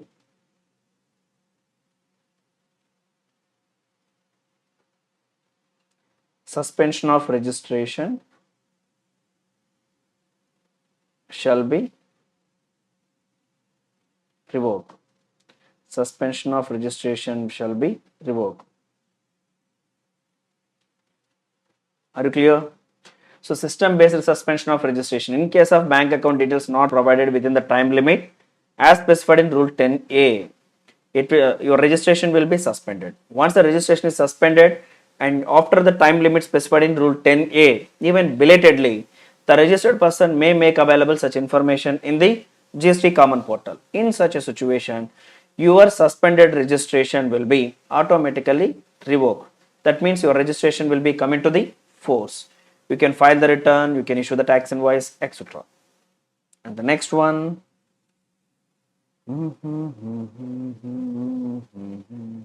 yeah, time limit for filing of an application for revocation of cancellation of registration. What's that? Revocation of cancellation of registration. Time limit for filing of application for revocation of cancellation of registration. It is amendment. It is amended. Yeah. Suppose section 30. Revocation of cancellation of registration.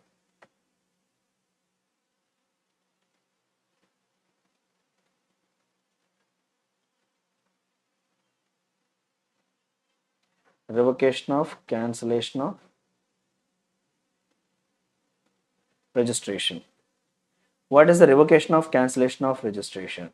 Suppose where an applicant made for a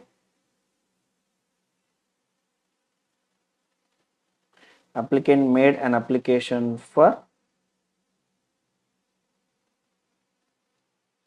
cancellation. First registration will be suspended, and suppose if the registration is cancelled by the proper officer, an opportunity of being heard will be given. Suppose within 7 working days, if the applicant responded and proper explanation has been given or all the returns filed, then what will happen? Such a suspension will be revoked. Suppose where an applicant or the registered person not responded to the notice given by the proper officer, registration might be cancelled, right? So all these provisions we discussed elaborately in cancellation of registration under section 29. Cancellation of registration. Once the registration is cancelled, suppose in the near future again the registered person want to make an application for revocation. Sir, please excuse me, sir, I don't know, I don't have a knowledge about the cancellation of the registration. Actually you served a proper notice and I have to file the return. Yes, still there is a pending or I have to file the few returns. Sir, please hereby revoke the cancellation of registration. I will file all the returns and I will pay all the taxes and penalties. In such a manner, the registered person may request the department. But the situation it is, he has to make an application within 30 days.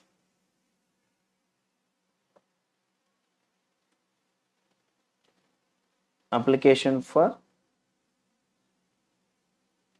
revocation of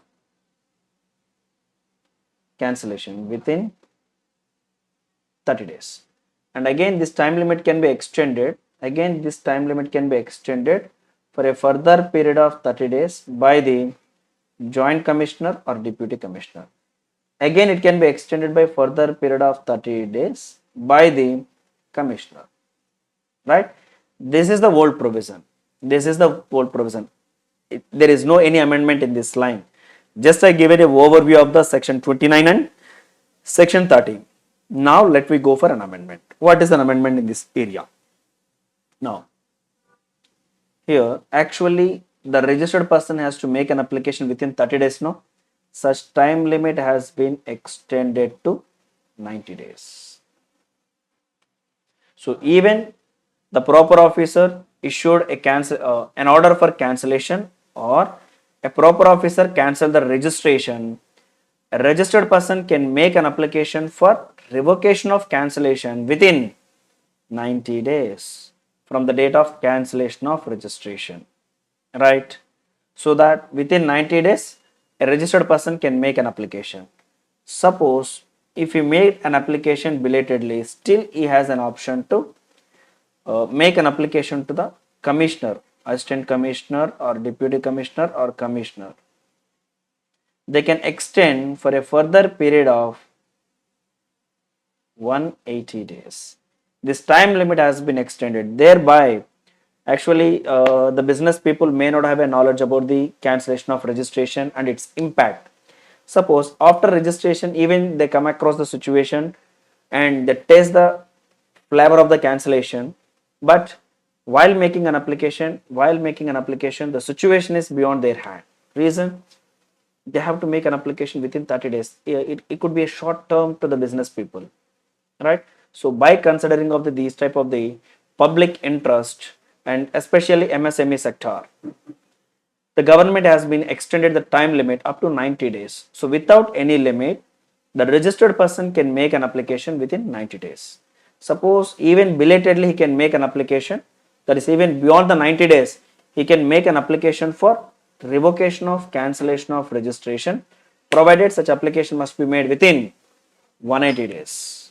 Are you clear? That means commissioner can extend the maximum time limit of 180 days. Are you clear with this? See here.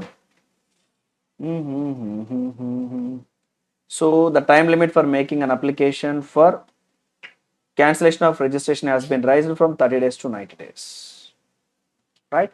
And commissioner or officer authorized by him in this behalf can further extend this time period for a further period not exceeding 180 days. That is, in addition to 90 days, the proper officer can extend up to 180 days, right? This is the new amendment. Any doubt? So he can make an application within 90 days and for a further period of the 180 days. This is an amendment. Any doubt? Any doubt? Right? The next one. Next, rule 8 subrule 1 amended. It has been amended to exclude a person supplying online money gaming from a place outside India to a person in India from declaring their PAN and state union territory for applying for registration. Suppose take an example, a person who is located in USA, suppose is maintaining an app, that is gaming app in India. Now he has to obtain the registration in India. Actually such benefit, you have a knowledge about the unique identification number, right? And NRTP people. Actually these peoples are not liable for producing any PAN number. Without producing of the PAN number, they can obtain registration in India. Have you come across a situation? Right. In section 25, we discussed elaborately the concept of the registration. Now, a small benefit has been given to the online money gaming business people. A person who is located outside India is maintaining any online money gaming app in India. He has to obtain the registration. Even though you don't have any PAN number, without submitting the PAN number, he can obtain the registration. And apart from that, no need to declare any state or union territory. No need to declare any state or union territory. Are you clear with this?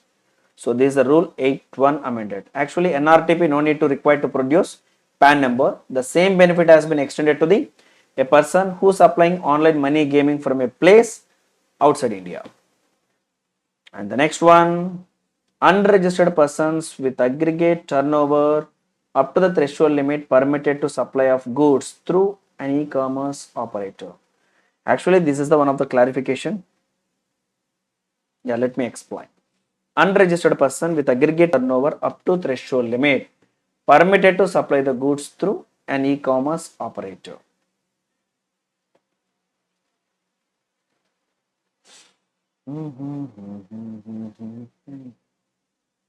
Okay, seventh one.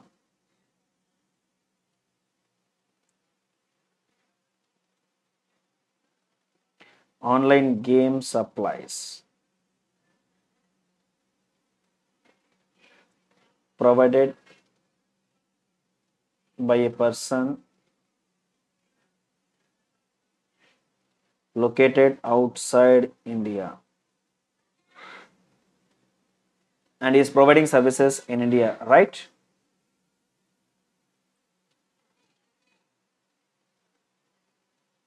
He can obtain registration. He can obtain registration without providing details of PAN and state or union territory, right? And the next one.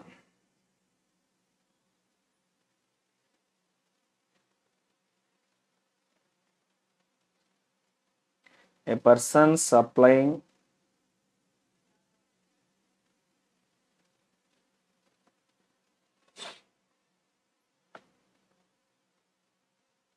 yeah 9 subsection 5. A person who is supplying the goods or services through e-commerce operator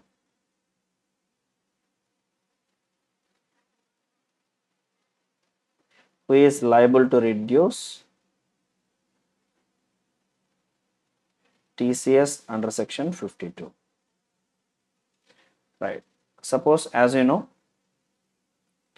a person who is a supplier of the goods, if he is supplying goods through e-commerce operator, suppose through Amazon or Flipkart to the customers, right? The e-commerce operator is liable for reducing of TCS under section 52. Then the supplier is liable for registration under section 24. Is it? Now a small clarification has been given here. The supplier who is supplying through e-commerce operator, if he is liable for mandatory registration, then what will happen? Automatically his business will get affected, right? Right? He is liable for registration under section 24. Consider a practical scenario where a person dealing with flowers or bouquets, right? His aggregate turnover not exceeding, let us assume 5 lakhs, 6 lakhs, right? Now, one brave person like you given a suggestion to the small business person, array yaar, why you should not supply the goods or your bouquets through Amazon or Flipkart? You can get big deals, no? So automatically at the instructions or suggestions of like you, he started to place his goods in Amazon or Flipkart. Now the question it is a small business person, his aggregate turnover not exceeding 5 lakhs or 6 lakhs, he was not liable for any registration, no need to pay any GST. Now, only because of your suggestion, he placed his entire goods in the Amazon or Flipkart. Thereby what will happen? The e-commerce operator is liable for reducing of the TCS, and where a supplier making supplies through e-commerce operator, he has to go for a mandatory registration.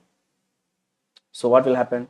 Suppose only because of your suggestion is aggregate turnover increased by 2 lakhs, let us assume. That is 5 lakhs turnover became 7 lakhs. But only because of that, what will happen from the next year onwards? 7 lakhs into 18%. He has to collect GST from the customer. Approximately he has to bear 1 lakh rupee of GST. Arey yaar, he is a small business person. He is not in a position to enjoy the threshold limit or exemption limit only because of this provision. Only because of the provision where he is making supplies through e-commerce operator. Suppose take an example, a lady who is selling dunk cakes, right? So have you come across the situation? Yeah, dunk cakes.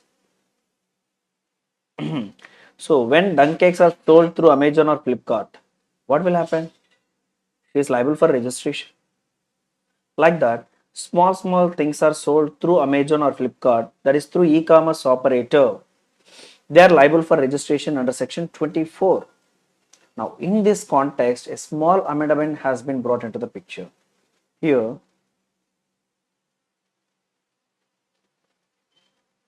the amendment contains supplier whose aggregate turnover does not exceed turnover does not exceeds threshold limit or exemption limit, no need to obtain registration.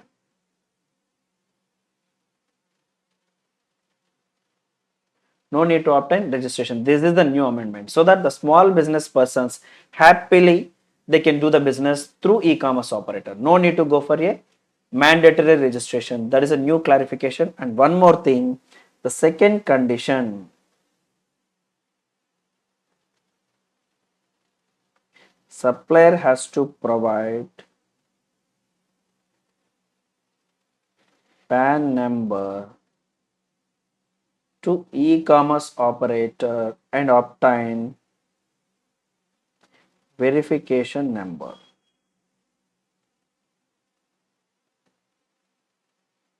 Are you clear? So supplier has to provide PAN number to the e-commerce operator and obtain verification number, or the another name it is called, it's called enrollment number.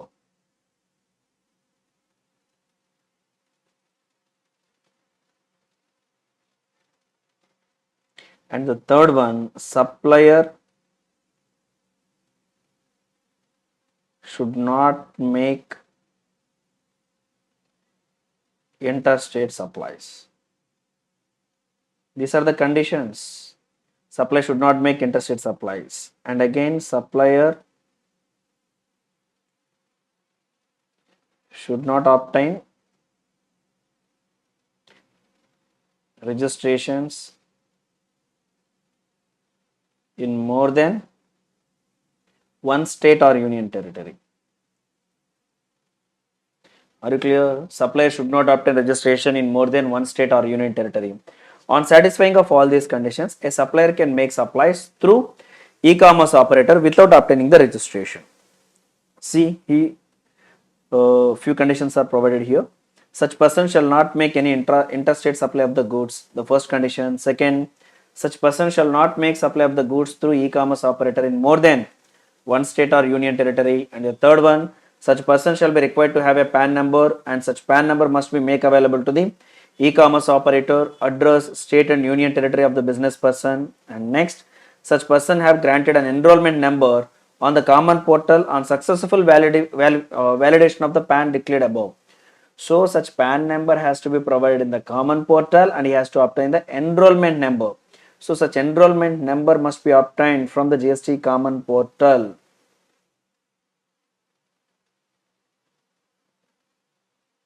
Are you clear? Such enrollment number has to be obtained from the GST common portal, and such person shall not be granted more than one enrollment number in a state or union territory. Right? Reason he is not eligible to do interstate supplies, so that he has to obtain registration in any one state or union territory. And the second one, no supply of the goods shall be made by such person through e-commerce operator unless such persons have been granted an enrollment number on the common portal, right? Suppose where a person don't want to go for a registration and he want to make supplies through e-commerce operator. Yes, you are eligible, but we have to get the enrollment number through GST common portal. Are you clear? Without getting enrollment number from the common portal, you cannot make supplies through you cannot make supplies through e-commerce operator. And where such persons are subsequently granted registration under section 25, the enrollment number shall be ceased to be valid. Once you obtain the registration, then what is the purpose of the enrollment number, right?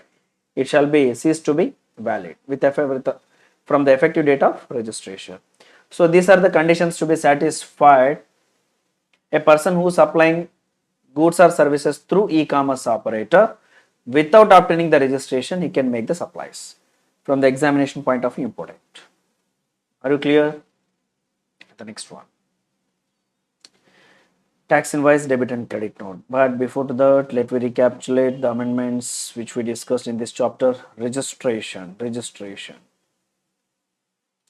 So application for registration. Earlier, if the proper officer want to go for a physical verification, personal presence of the applicant was mandatory. Now it is not mandatory. And the second one, even after registration, if the proper officer want to go for a physical verification, proper officer intended to get the presence of the applicant or for physical verification, yes, he can do so.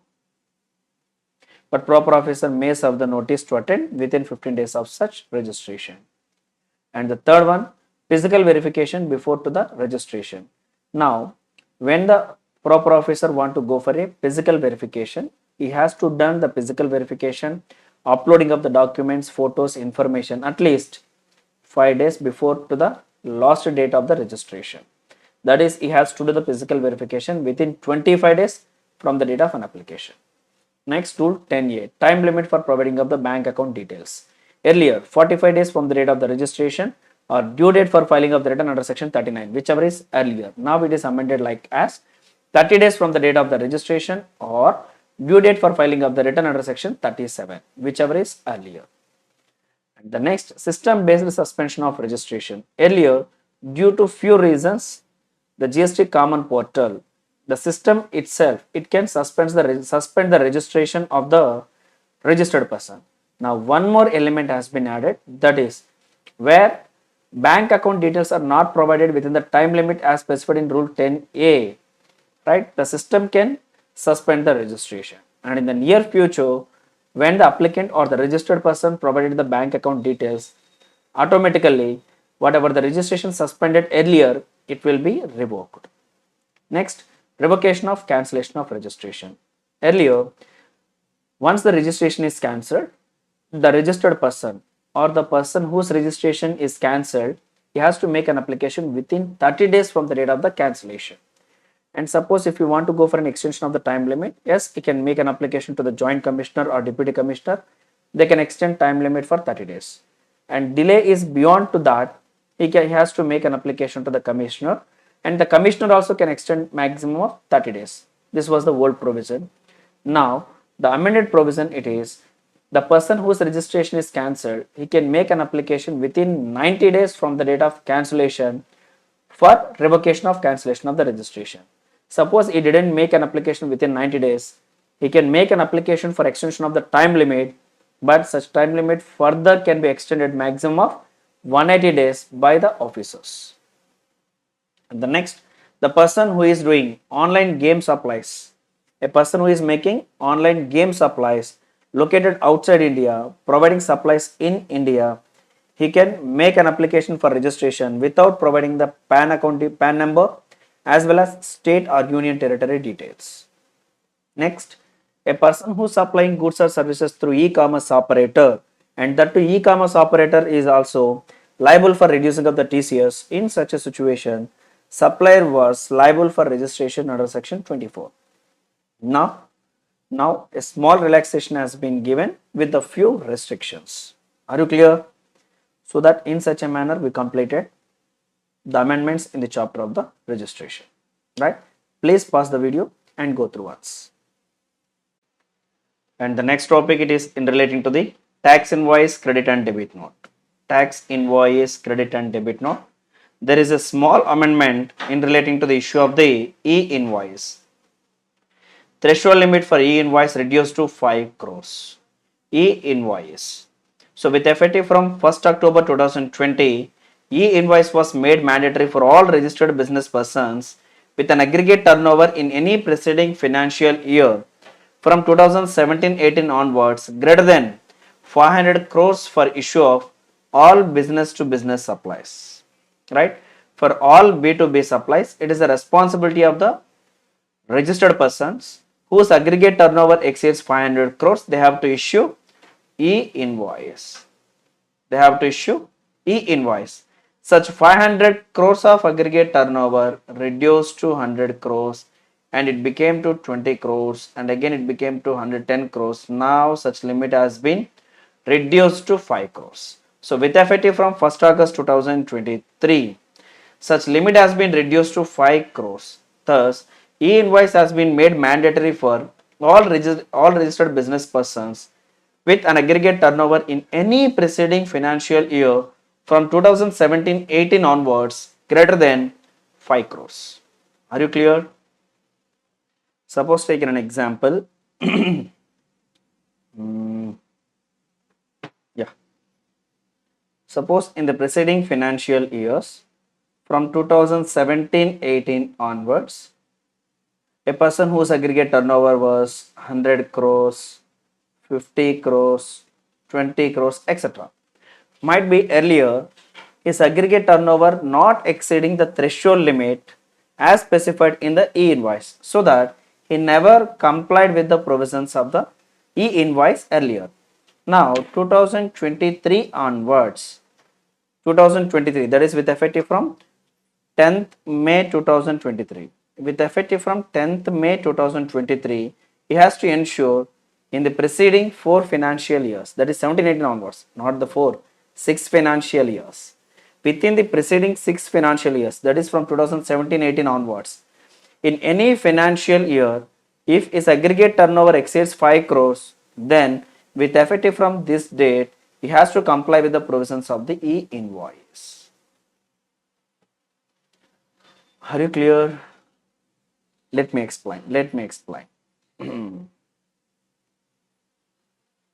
Threshold limit for e-invoice. Threshold limit for e-invoice.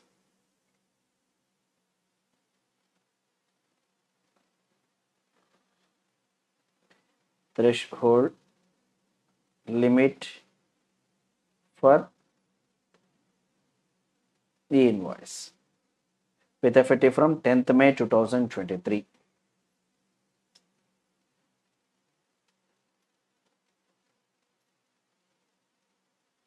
Right, threshold limit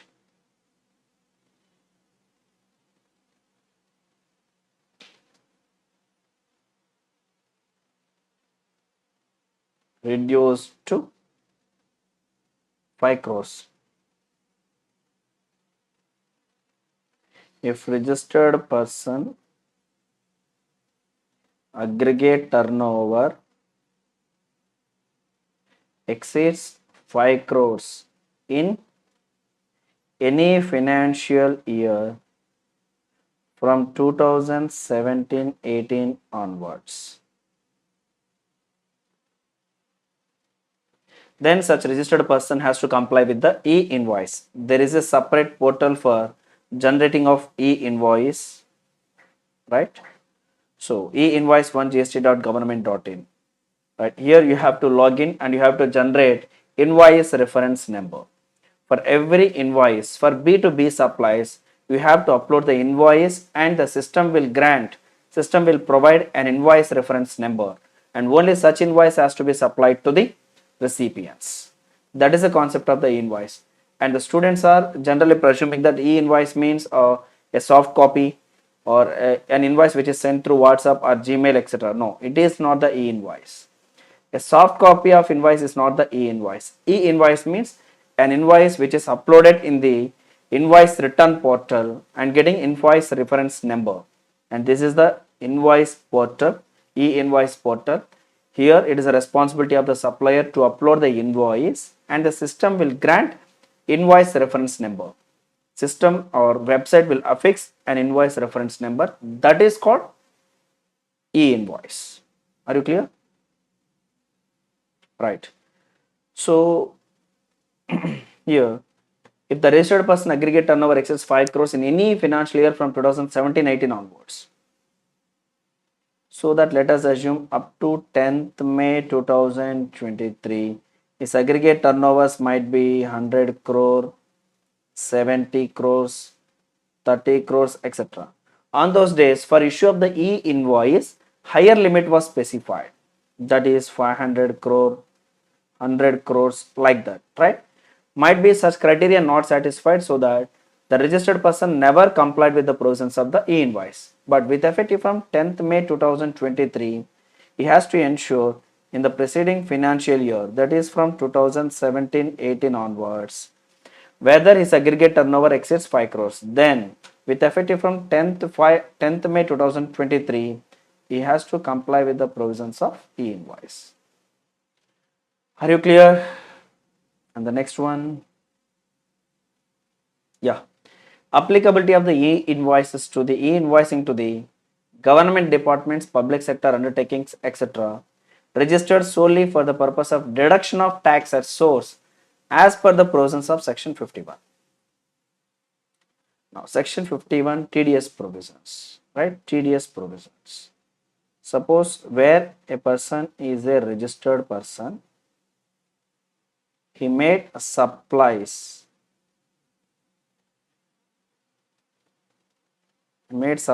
greater than or equal to 2.5 lakhs in an financial year in an aggregate to the central government, state government or local authority or government agencies, public sector undertakings and government notified persons.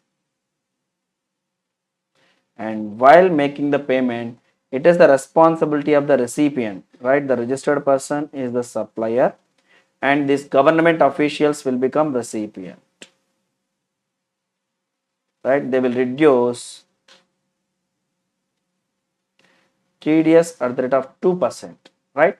In case of the IGST 2%, in case of the CGST 1%, SGST 1%, right? CGST 1% plus SGST 1%. In case of the IGST 2%. Is it clear now? Suppose take an example, value of supply is 10 lakhs. And CGST, let us assume 9%, SGST at the rate of 9%. In such a situation, it will be 90,000 and 90,000. Totally, it is the responsibility of the recipient to make the payment of 11,80,000. But before making the payment of 11,80,000, less TDS. CGST 1%, SGST 1%. How much? 10 lakhs into 1%, which will be 10,000. And SGST 10,000. So only 11,60,000 rupees has to be paid by the government agencies. When they are making 11,60,000 rupees of payment, now the supplier will ask, sir, actually I have to get the 11,80,000 rupees. No. Now the recipient will say, yes sir, you are eligible to get the payment of 11,80,000. But here, the recipient being a specified person, I am liable for reducing of TDS at the rate of the 2%. And again, whatever the amount of TDS reduced, we will file a return called which is GSTR 8, and the due date for filing of the GSTR 8, it is 10th of the following month. On filing of the GSTR 8 and whatever the TDS amount reduced, such amount will be added into the electronic cash ledger. Are you clear? This is the provision of section 52, section 51 TDS, and there is no any amendment, just this is the provision as we discussed in the classroom, right? Now what is an amendment? Now the doubt arises, sir, where a registered person making supplies to the persons who are liable for reducing of TDS, these people are registered only for the purpose of reducing TDS. Registered only for TDS purpose. Now the question, whether e-invoice provisions are applicable. Actually, e-invoice provisions applicable in case of the business to business supplies, right? Now, these government officials are registered only for the purpose of reducing of the TDS. They don't have any business, but still whether a registered person has to issue any e-invoice, that is a question, right? Now the department given a clarification that e-invoice has to be issued. Now this is the clarification. Are you clear? Where a supplier, a registered person making supplies to the CG, SGR, local authority, government agency, public sector undertaking, government notified persons, who is liable, who is registered for reducing of the TDS, even in such a situation, it is the responsibility of the supplier to issue e-invoice, liable for issue of e-invoice. Are you clear with this? So this is the second situation. Right, only these two amendments, only these two situations has been notified, or the recent amendment in the chapter of the tax invoice, credit and debit note. And the next chapter, the next amendment, payment of tax, clarification on charging of interest under section 50 subsection 3 in case of wrong availment of IGST credit and reversal thereof. Clarification on charging of interest under section 50 subsection 3 in case of wrong availment of IGST credit and reversal thereof.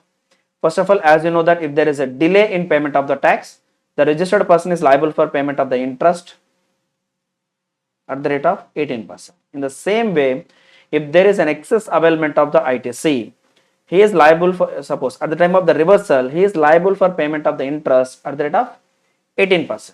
So what is the concept of the wrongly availment of ITC and reversal thereof, and the manner of computation of the interest we will discuss elaborately. For this purpose, first of all, let me take a practical example for this, right? So the next chapter, it is payment of tax.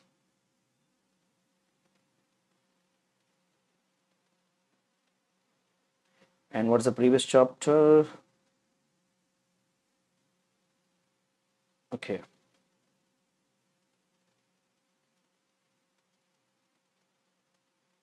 Tax invoice.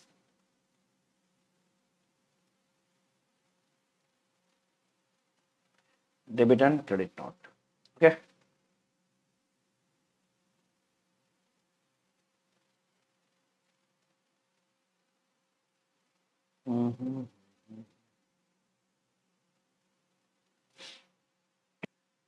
Now this is the one of the practical example. Excess availment of IGST credit and reversal thereof. Interest computation. Suppose taken an example, particulars IGST, CGST and SGST. Opening balance of ITC. Current opening balance of ITC. This is opening balance of ITC, input tax credit. Let us assume 10 lakhs, 4 lakhs and 4 lakhs. And next, current tax period ITC 6 lakhs, 2 lakhs, 2 lakhs. Total balance of ITC became 1666. Now, out of this 6 lakh rupees, 3 lakh rupees of ITC wrongly availed. Suppose such 3 lakh rupees is a blocked credit, but still, with or without the knowledge, such 3 lakh rupees has been added to the input tax credit ledger. Right, total credit became 16 lakhs, IGST credit 16, CGST credit 6 and SGST credit 6. Now for this month, suppose taken an example, this is the month of the, let us assume June. This is the concept taken, this is the situation which is in the month of the June, right? So for the month of the June, we have to file the return on 20th July. So in 20th July, the computation is like this. And input tax credit utilized again is the tax liability. How much? 9 lakhs, 4 lakhs and 4 lakhs. The remaining closing balance is 7222. Right? Now in this situation, the assessee availed 3 lakh rupees of IGST. Wrongly availed ITC 3 lakhs. Whether registered person is liable for payment of any interest? That is a question. 3 lakh rupees wrongly utilized ITC. Wrongly utilized. Wrongly availed. Availment is different from the utilization. Availment means adding balance to the electronic credit ledger.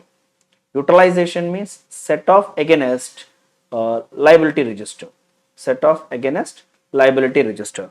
When you are using input tax credit against the liability, that is the concept of the utilization. When you are adding balance to the electronic credit ledger, just it is an availment. Availment is not the default. Availment is not the big deal, but the utilization. Utilization, right? Okay, anyway, here just we availed 3 lakh rupees of ITC, 3 lakhs rupees of ITC, wrongly availed, right? Now, in this month, we have a closing balance of 7 lakhs, right? Whether assessee is liable for payment of any interest here? No. Reason, he might be wrongly availed but not utilized. 3 lakhs might be added to the electronic credit ledger, but it is not utilized. Reason, still he have a closing balance of 7 lakhs, which is more than wrongly availed, which is more than wrongly availed, so that no interest need to be paid. Now, suppose next month, for July month,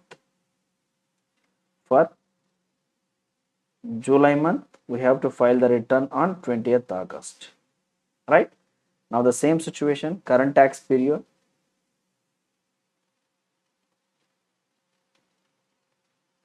closing balance nothing but it will become opening balance now. Next, current tax period ITC, let us assume 2 lakhs, 3 lakhs and 3 lakhs. Thereby total balance became 9 lakhs, 5 lakhs and 5 lakhs, right? Less ITC utilized against tax liability.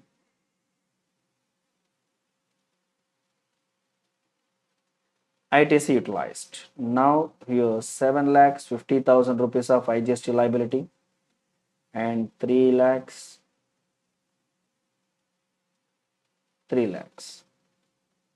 Now 1 lakh 50,000, 2 lakhs and 2 lakhs. This is the closing balance, right? This is the closing balance. Now again, ITC wrongly availed is in the month of the June, right? How much wrongly availed? 3 lakhs. Now what is the closing balance? Only 1 lakh 50,000. Now you may argue, sir, there is a closing balance of 1 lakh 50,000 rupees of IGST credit. That means wrongly availed credit has been utilized. Wrongly availed, it is 3 lakhs. Wrongly availed.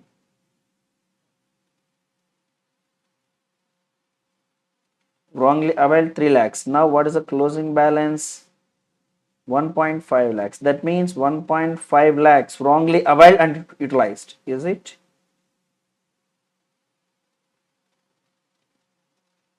Wrongly availed and utilized. The remaining amount of 1.5 lakhs, right? So that on which he is liable for payment of the interest. Your argument might be right, but you have to consider what is an excess credit of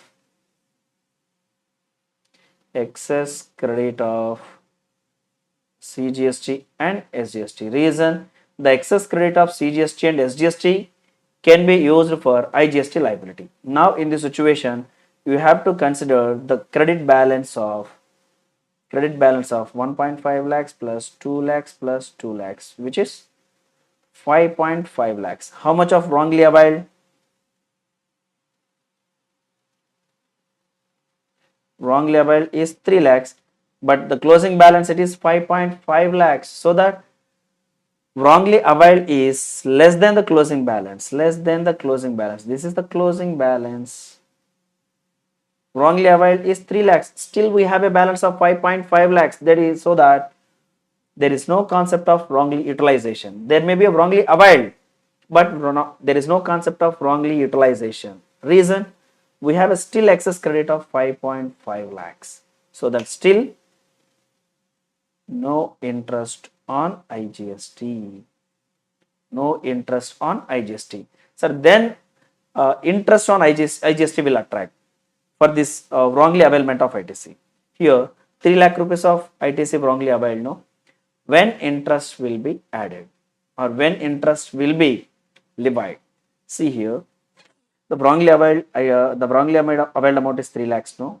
When total ITC, that is IGST plus CGST plus SGST, let us assume 2 lakhs. Now in this situation, wrongly availed ITC is more than total ITC. What is the amount of wrongly availed? 3 lakhs. What is the amount of the total ITC? 2 lakhs. Now the registered person has to pay interest on only 1 lakh. Reason, wrongly availed minus closing balance 2 lakhs. So that wrongly availed and utilized. Wrongly availed and utilized amount is only 1 lakh, no? On which the registered person is liable for payment of the interest, and that to pay interest on 1 lakh from the date when total ITC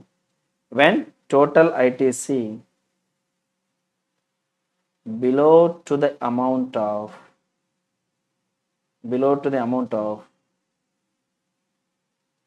wrongly utilized.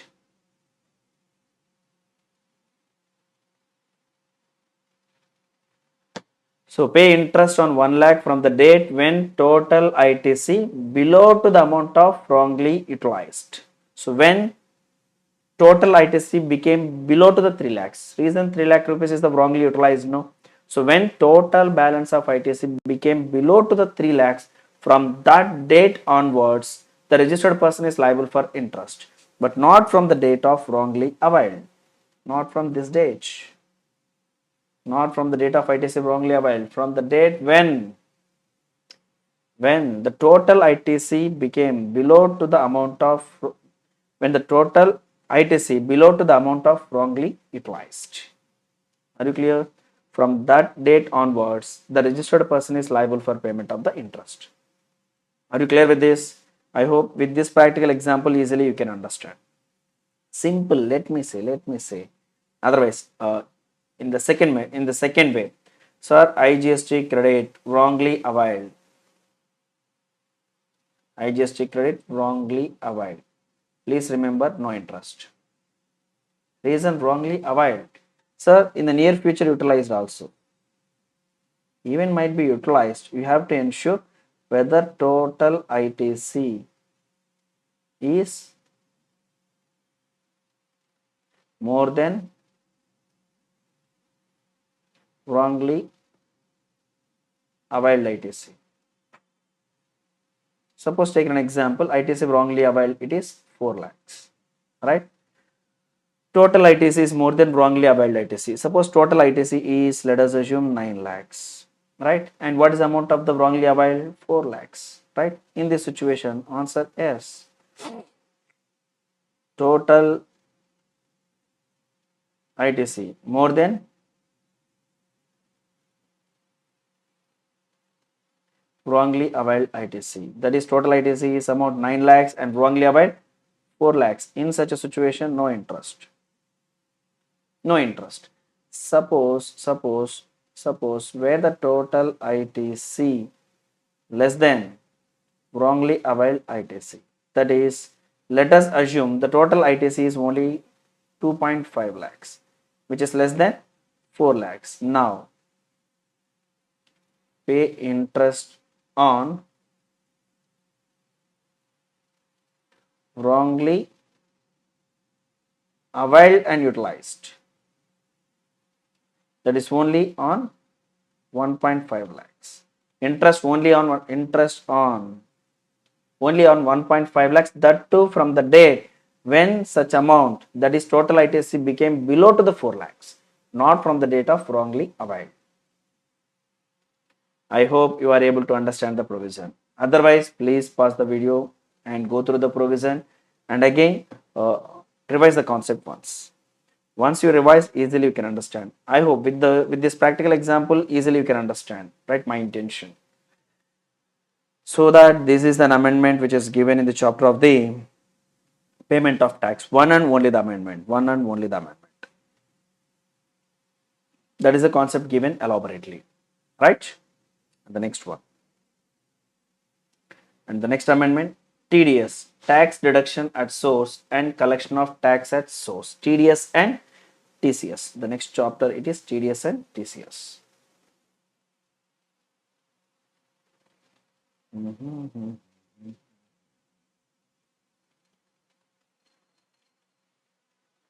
TDS and TCS. Now, what is an amendment in this chapter? Actually, this is the simple amendment. Already we discussed, but let me go through once. Details of TCS furnished by the e-commerce operator to be made available electronically only to the registered suppliers. Details of TCS furnished by the e-commerce operator to be made available electronically to only registered suppliers. What is the reason?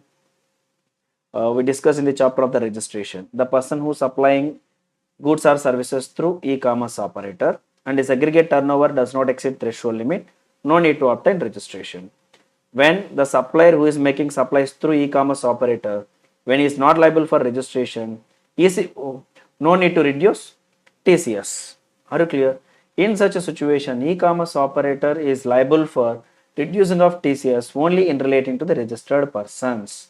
So thereby the amendment, the details of tax collected at source under section 52 subsection 1 furnished by the e-commerce operator shall be made available electronically to each registered supplier. To each registered supplier. Let me explain.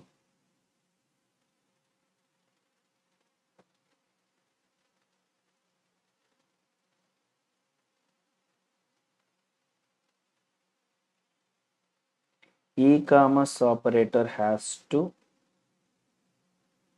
make available TCS information only to the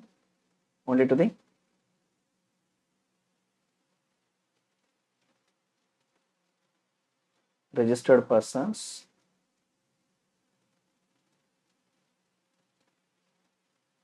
who supplying through ECO. See here, now this is the person who is a e-commerce operator, and these peoples are the small business persons who are the suppliers, right? They are making supplies through e-commerce operator to the customers or public, right? In this situation, actually what will happen? The customer will make the payment to the ECO, and ECO, while making the payment, it is a responsibility of the ECO to reduce TCS at the rate of 1%. In case of the CGST at the rate of 0.5 plus in case of the SGST at the rate of 0.5%. Totally 1% has to be reduced. Suppose taking an example where a supplier selling a good worth of 1 lakh, on which let us assume GST at the rate of 18%, which will be 18,000. Totally 1,18,000 paid by the customer to the ECO. Now, while making payment by the ECO to the supplier, what he will do? Less TCS at the rate of 1%, which will be 1,000. Only 1,17,000 rupees will be paid to the supplier. Now the supplier will ask, sir, actually I am eligible to get 1,18,000 now. 1,18,000. Now e-commerce operator will say, sir, no need to think about it. We are going to file a return, right? On filing of the return, such amount will be credited to the electronic cash ledger. Electronic cash ledger, right? In such a manner, the e-commerce operator will give an answer to the supplier. Whatever the amount of TCS reduced by the ECO, it will be added to the electronic cash ledger of the supplier. Now, the question it is whether e-commerce operator is liable for reducing of TCS, whether supplier may be a registered or unregistered. This is the question. Now, as we discussed in section 24, that is in the registration chapter, the person who is unregistered making supplies through e-commerce operator, here no TCS. That means e-commerce operator has to reduce the TCS only for registered persons. So automatically he will provide the details to the suppliers who are registered. Who are registered. Are you clear? So e-commerce operator will reduce the TCS only in relating to the registered persons. Now come to the amendment. See here, the details of tax collected at source under section 52 subsection 1 furnished by the e-commerce operator shall be made available electronically to each of the registered supplier on the GST common portal after filing of the form GSTR 8 for claiming the amount of tax collected at source, and which will be credited to the electronic cash ledger. Are you clear? In this situation, you have to understand to each of the registered supplier. In relating to the unregistered person, no need to reduce TCS. Are you clear? And one thing, one small mistake here, GSTR 8 TCS. And in the previous provisions, we discussed where it is TDS. And there also we discussed like as a GSTR 8, right? Yeah, it is not the GSTR 8, it is GSTR 7. Yeah. GSTR 7. Okay. TDS GSTR 7 and TCS GSTR 8. And due date for filing of the both returns 10th of the following month. Are you clear? So TDS and TCS provisions also be over. Please pause the video and go through once. And next, the last chapter, we are going to start with the chapter of returns. But before that, please go through once. The next topic, amendments in the chapter of the returns. Right? So the first one, additional cases prescribed wherein a registered person is debarred from furnishing details of outward supply in form GSTR1 or invoice furnishing facility. First of all, there are few cases where the registered persons are debarred from filing of the GSTR1 or invoice furnishing facility. What are those situations?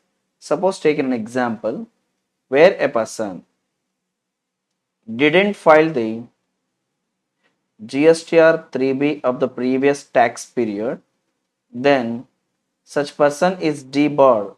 Such person is debarred from filing of return GSTR 1 or invoice furnishing facility in the subsequent tax periods.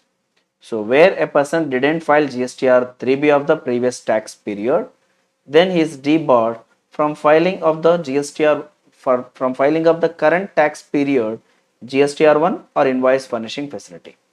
Suppose where a registered person is liable for filing of the quarterly return. What's that? Quarterly return.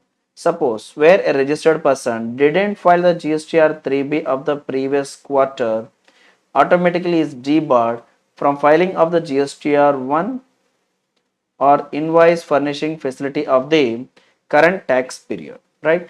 Like this, few cases are covered where the registered person debarred from filing of the GSTR1 or invoice furnishing facility. Now two more cases has been added. That is a new amendment. Those two cases are: number one, a registered person to whom an intimation has been issued on the common portal under the provisions of Rule 88D1. So what is the Rule 88D? Now it is a new amendment. Manner of dealing of difference in ITC available in auto-generated statement containing the details of ITC and that availed in return prescribed. So auto-generated is nothing but GSTR 2B and ITC availed in return is nothing but GSTR 3B.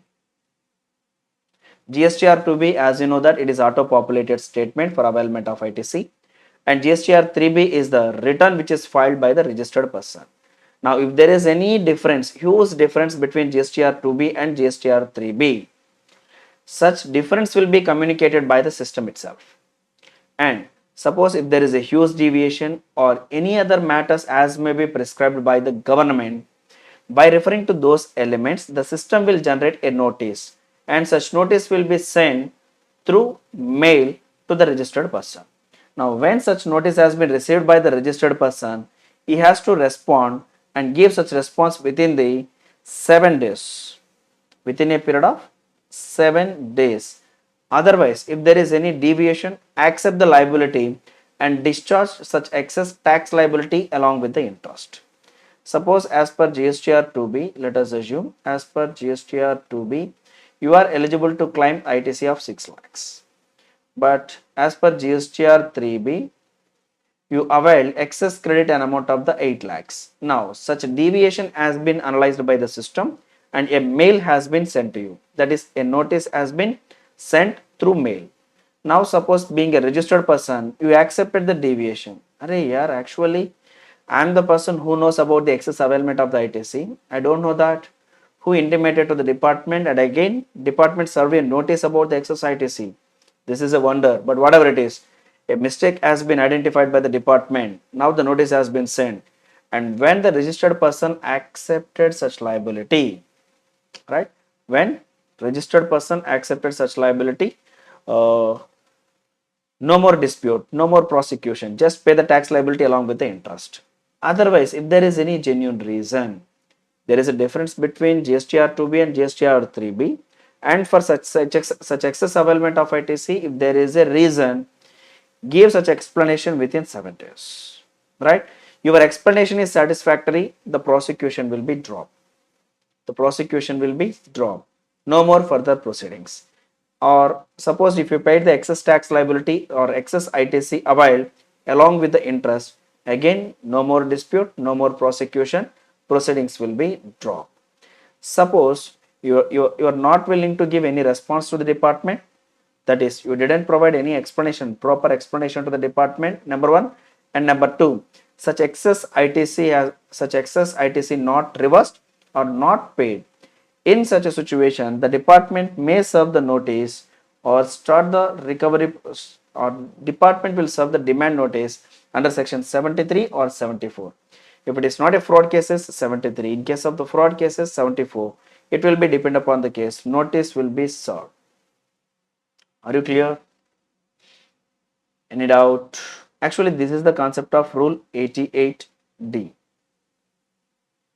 the new provision. See here, manner of dealing with the difference of ITC. A mechanism has been devised which allows system-based intimation to the, what's it called? System-based intimation to the taxpayer about the excess availment of ITC in Form GSTR 3B vis-a-vis that reported in Form GSTR 2B. Above particular threshold and with provisions of the for self-compliance on the portal by the said taxpayer. Consequently, new Rule 80D has been introduced to give a system-based intimation to the registered person in those cases where the difference between the ITC availed as per GSTR 3B and that available as per GSTR 2B exceeds such amount. So, just if there is any difference, prima facie you won't get notice, right? If it exceeds such amount and such percentage as may be recommended by the council. Are you getting my word? So, the system will analyze what is the difference between GSTR 2B and 3B. Suppose acceptable risk given, the acceptable risk is 10%. When such deviation is up to 10%, you won't get any automatic notice. Suppose where such deviation exceeds 10%, right, automatically it is triggered by the such percentage as may be prescribed by the council, so that automatically you will get a notice, right? In such a case, the registered person shall be directed to pay an amount equal to the said excess amount of ITC availed along with the interest or give a reasonable explanation. Any one of them. Pay the excess ITC along with the interest or give a reasonable explanation, right? And if the neither of these done, you didn't provide any explanation or you are not willing to pay any amount, then the amount can be demanded under section 73 or 74. And next, this provision would help in safeguarding the revenue by the controlling the difference between ITC availed in Form GSTR 3B and that available as per GSTR 2B. So, where a person is fraudulently availing ITC, to safeguard the revenue from those type of the registered person, this provision will be helpful. So that new Rule 88D provides as follows. Where the amount of ITC availed by the registered person in the return for a tax period furnished by him GSTR 3B exceeds the ITC available to such person in accordance with the auto-generated statement containing the details of ITC form GSTR to be in respect of the said tax period by specified amount and percentage, the said registered person shall be given an intimation in prescribed form, the same content, right? Now, in such a situation, either he has to pay or he has to provide the explanation within 7 days, right? Now, pay an amount equal to the excess ITC as specified in intimation, fully or partially, along with the interest payable, then through prescribed form and furnish the details thereof electronically on the common portal, or furnish the reply. Either you have to pay or you have to provide the reply. Respect of the amount of excess ITC availed, that is still reminded to be paid within 7 days of period. So within 7 days, you have to give a response if there is a genuine reason. Otherwise, you have to pay. Otherwise, what will happen? The prosecution might be started under section 73 or 74. Are you clear? This is the rule 88D.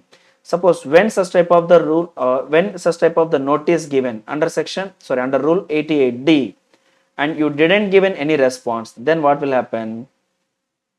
Then what will happen? You are not eligible to file either GSTR1 or IFF. Are you clear?